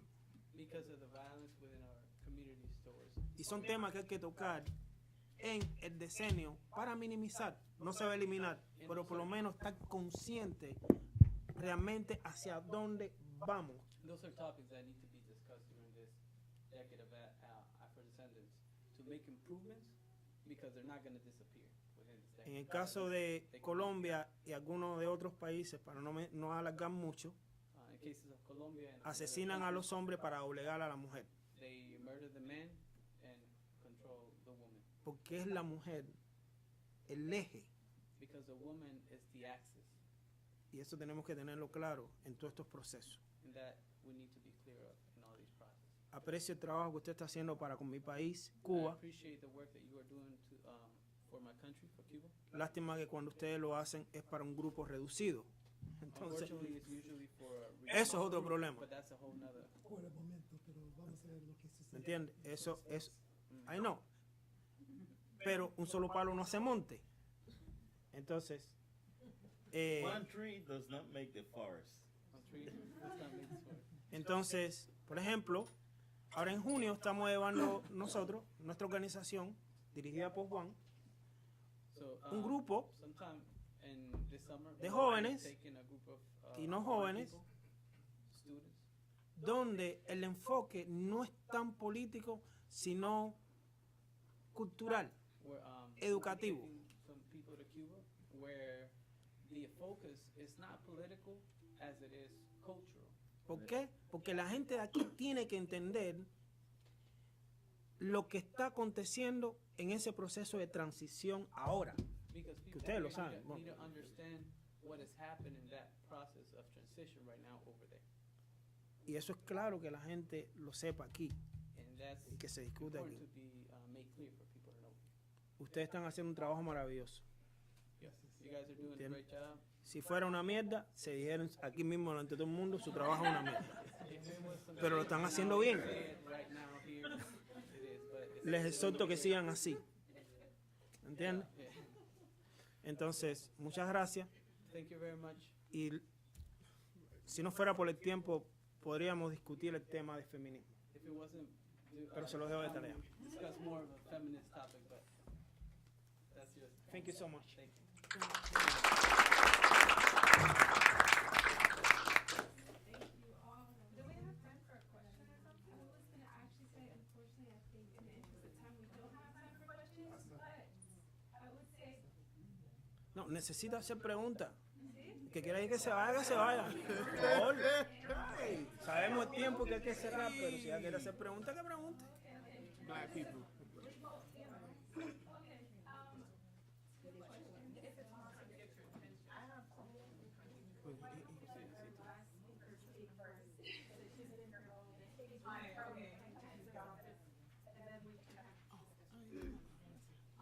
Hi everybody. I am so I feel very. I'm glad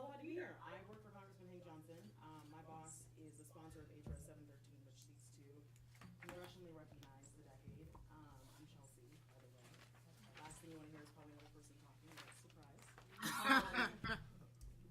So my boss is the sponsor of this resolution to congressionally recognize the decade, and so conversations and forums like this are very important to the heartbeat of our office. So we actually, just about a month ago, put on a briefing on this same topic, and we were fortunate enough to have Mr. James Early and Danny Glover and Jimena and Alvia came through as well. We were really fortunate to have incredible people come through and talk about this. So I'll talk very, very briefly, but thank you, Jimena and Crystal, for doing this. I've put on events like this before, and I know the stress involved, so major props to you, Crystal. As we all know, this decade was established to recognize that Afro-descendants represent a treasured group whose human rights must be promoted and protected. People of African descent have long faced violence, persecution, and a lack of opportunity, which has in many places perpetuated a cycle of poverty. Yet, African people on the continent and throughout the diaspora have made invaluable contributions to world history.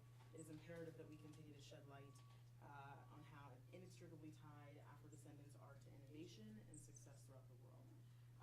Congressman Johnson is back in his district as Congress is thankfully about to go into a 2-week recess. So he is sad he couldn't be here, but he sends his warmest greetings, and he wants you all to know that he wants to extend gratitude to WOLA and to everybody present for your continued advocacy on this matter. It's been a privilege to work for a member of Congress that has made the advancement and empowerment of people of color a priority throughout his congressional career.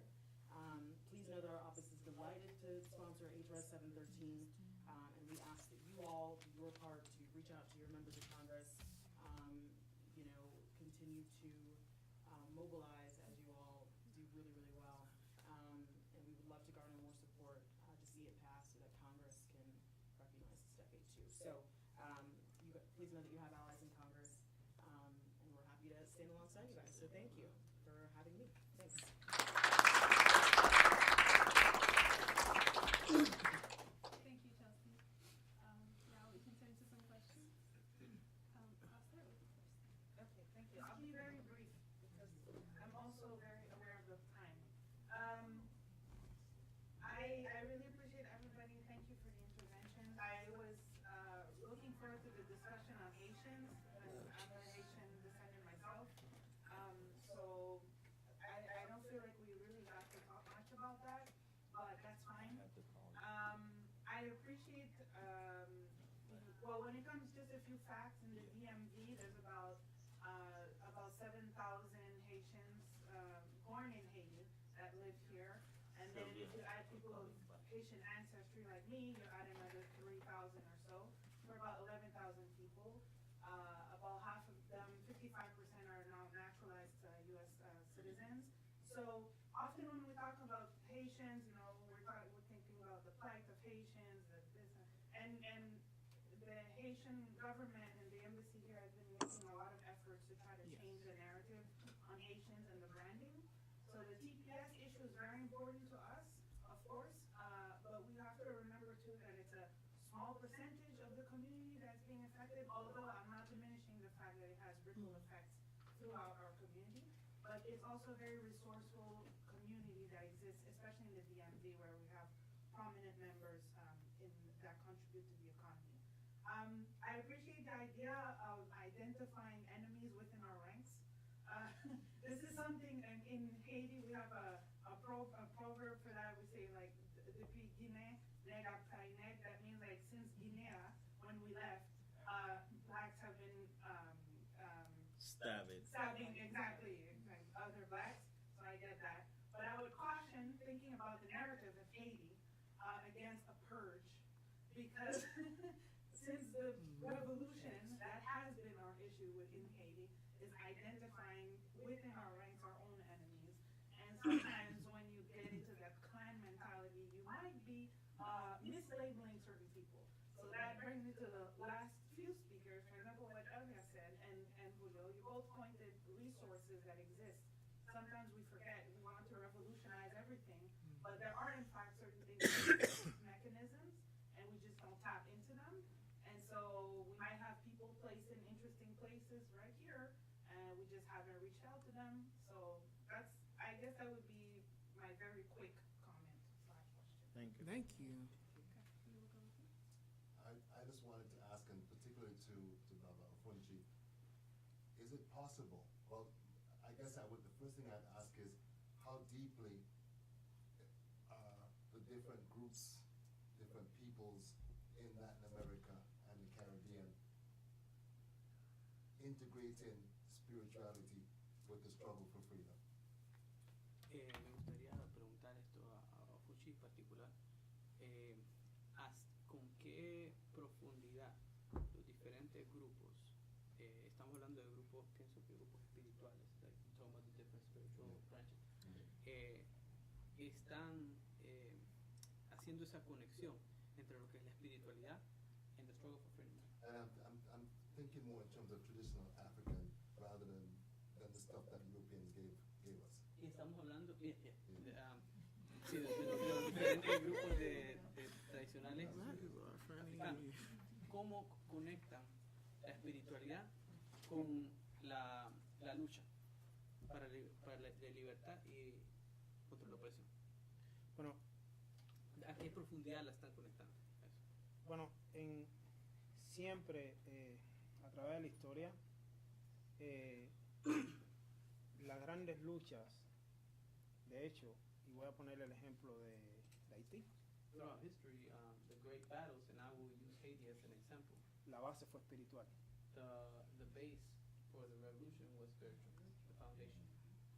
Por eso se venció. That is why it was a triumph. Y yo menciono esto y me erizo, ¿no? Porque And I uno say se this transporta, and ¿no? I get goosebumps because De cómo ese nivel transports oneself de espiritualidad, de enfoque, of how that level of spirituality, that level de of focus, respeto of respect, y de lo principal, de saberle escuchar, and the main thing, to learn how to listen, logró la victoria de la revolución haitiana. achieve victory for the Haitian people. Eso mismo se desplaza para muchos lugares. That resonates in different places. Por ejemplo, traje a mis niños por primera vez, están aquí en Washington, D.C. Los traje muy conscientes. I brought my kids for the first time to Washington, D.C., and I did this very aware. ¿Por qué? Porque fue su abuela, la bisabuela de ellos, que estuvo exhibida como esquimal en Kansas en la exhibición de antropología en 1909. Because it was their grandmother in 1909 that was exhibited at a zoo. Entonces, as a member of the Aleut, misnomer, incorrectly called Eskimo, but she's Aleut, and she was exhibited at a zoo. una cosa es esquimal y una cosa es Aleut. Pero ellos tienen sangre indígena, pero directa. So they have native blood direct. Entonces, ¿cuántos movimientos en África no han logrado vencer por la espiritualidad? So how many movements in Africa have not have achieved success? Antiguamente, with the spiritual foundation. Antiguamente estaba Oyo y estaba Ife. Back in the day, you had Oyo and you had Ife, kings of Oyo. Oyo era gobierno. Oyo was more of a government. Ife, espiritualidad. Ife was more. Pero Oyo funcionaba porque dependía de Ife, del lado espiritual. Was successful because it was in harmony with Ife. They were working together. En mi caso particular, In my voy a poner en mi experiencia, and I'll say from my experience, yo estoy involucrado a una red muy grande indígena, I'm un involved movimiento with indígena a very wide subterránea network of underground indigenous movement aquí en los Estados Unidos here in the United States y en Canadá. and in Canada. Pero lo que está aconteciendo, como dicen las viejas profecías indígenas, es donde los puntos se unen para crear una nación. But what's happening, according to also native prophecy, is where the different points will come together to create a nation. Por eso yo no me identifico tanto como babalao. That's why I don't always or force too much my identity as a babalao. Yo me identifico como chamán. I identify myself more of a shaman. Pero cuando yo llego a Sudáfrica, Because when I go to South Africa, yo soy un sangoma, I'm a yo no Sangoma. soy babalao ni nada de eso. I'm not Babalao, I'm O Sangoma. cuando yo a Mozambique, When I go to Mozambique. y todos esos movimientos que han logrado un éxito, siempre la espiritualidad ha estado presente. And in all those movements that have been Esa es successful, mi respuesta. spirituality has been present. Por eso los garífonas vencieron That is my response. That's what the Garifuna people were. y siguen siendo uno solo And continue to be por esa one, espiritualidad. under the spirituality. Thank you. Anybody else? Ustedes pueden aportar. It's okay. And then the final question will be? Okay, comment as usual. I'm Marion. I'm not familiar here and some people don't. But I have started a network which is called Afro-Americans, and that was about 10 years or so ago. For all of us Afro-descendants of the Americas. Julio mentioned the time he's been aware of WOLA. I've been dealing with WOLA since 1992. And that was because of Haiti at the time. I worked for Congressman Major Owens from Brooklyn, New York. I remember a case, and this is important because a lot of things are not documented, and they should be. But especially when it comes to Black people in general, but also Black Americans, and our collaboration with other Afro-descendants and other Black people, this information drops out. I was in a program in Paris back in 2003, the year before the bicentennial of Haiti overthrowing French slavery. And we were in this room, because French is my second language, talking about the history of Haiti and France, and talking about the situation of the Haitian coups against Aristide, the coups in Haiti. And no one mentioned the Congressional Black Caucus, the role of the Congressional Black Caucus. Congressman Major Owens and the Black Caucus when I was there, after coming from a journalism organization, 1992, 1993, 1994, when President Aristide did go back to Haiti on a helicopter. It was covered live on CNN. And the first person he thanked in his speech was my boss, Major Owens from Brooklyn, New York. There was a case, and I would like maybe some archivists or whatever to help. There used to be a magazine in Miami, in the Miami Herald, called Tropics Magazine. It was a Sunday magazine. And they did a story. I was Major's press secretary. He didn't know I spoke French. I didn't know he was working a lot on Caribbean issues. And the second day on the job, we were down here in front of the White House. Arthur Ashe, who was dying of AIDS, was a Black American, loaned his name and his support to a protest at the White House on behalf of Haitian refugees. Maxine Waters and other members of the Congressional Black Caucus sat in and got arrested. So I want us to talk about that in the context of Black migration. We also need to talk about the lack of reciprocity, because nobody is really talking about what's really, it's not just racism here. Washington, D.C., majority Black city, this is ethnic cleansing. We have no effective representation in Congress. So when people call you a congressman, we don't have that. Because of that, we're the only jurisdiction in the world which is now a member of the Unrepresented Nations and Peoples Organization in Brussels, Belgium. But that's because we are slavery descendants, which is what we have in common. That's why I started Afro-Americans. Our situation is not just about racism. It's about slavery. Black slavery, the transatlantic slave trade, and there's like 250 million of us. We are 250 million. But we can't just speak Espanol. We can't just speak Francais. We can't just speak English. We have to speak Papiamentu. We have to speak Garifuna.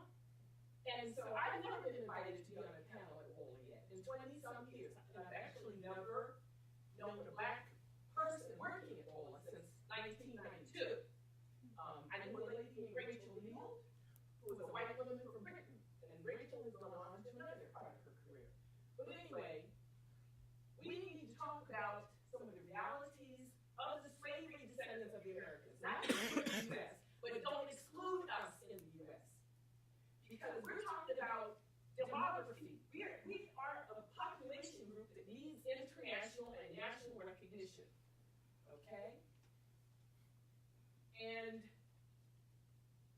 we don't have that yet, but it must be at the international level.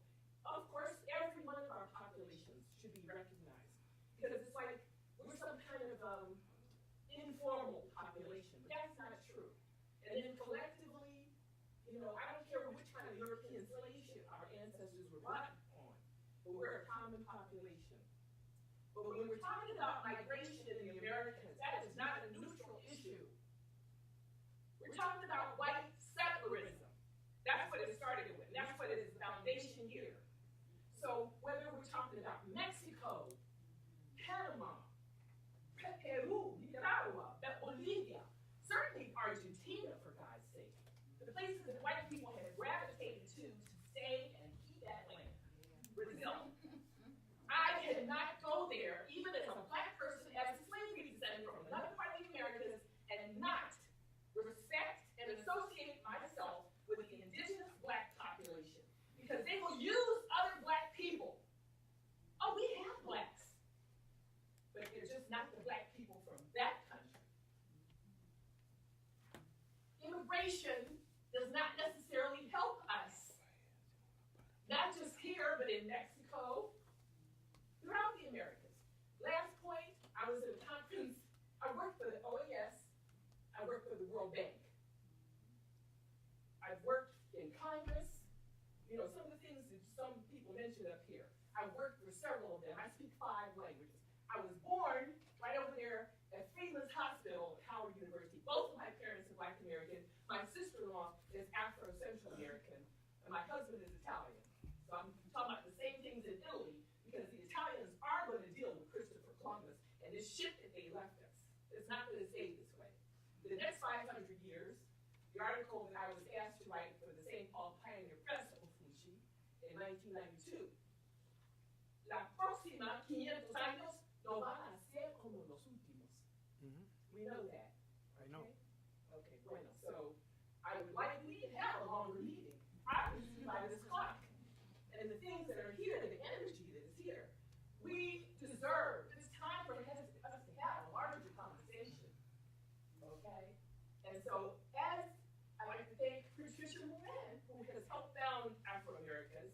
We're still a network. We're not a 501c3 yet, because you need some money to get incorporated. But we have over 2,000 Afro-Descendants from all over the Americas in our Facebook group. And any Afro-Descendant from the Americas in this room is welcome to join that group on Facebook. Afro-Americans, just like that. We have a small, simple website. You can use a website person, afroamericans.net. And later we'll talk about the feminism thing. Because the first issue is not whether black women are gravitating toward white women's thoughts and issues. I want to talk about the so-called child marriage. I want to talk about the violence. The black women I knew from teenagehood, dead, not by some white man, beaten to the point where a person can't work again, partially paralyzed. What I've seen in Africa, you know, the genital mutilation, what I've seen in Somalia and other places. So we need to have that conversation too. I know. Entonces, I know. No, I know. I understand. I understand. Thank you so much.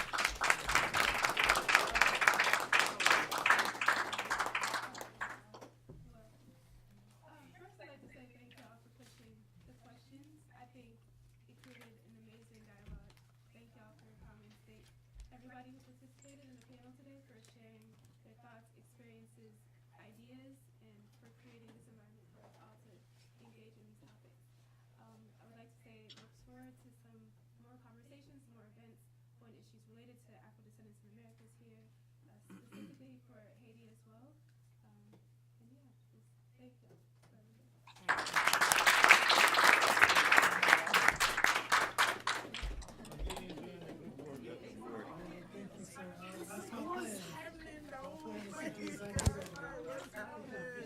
Oh, you know what? You just looked at me.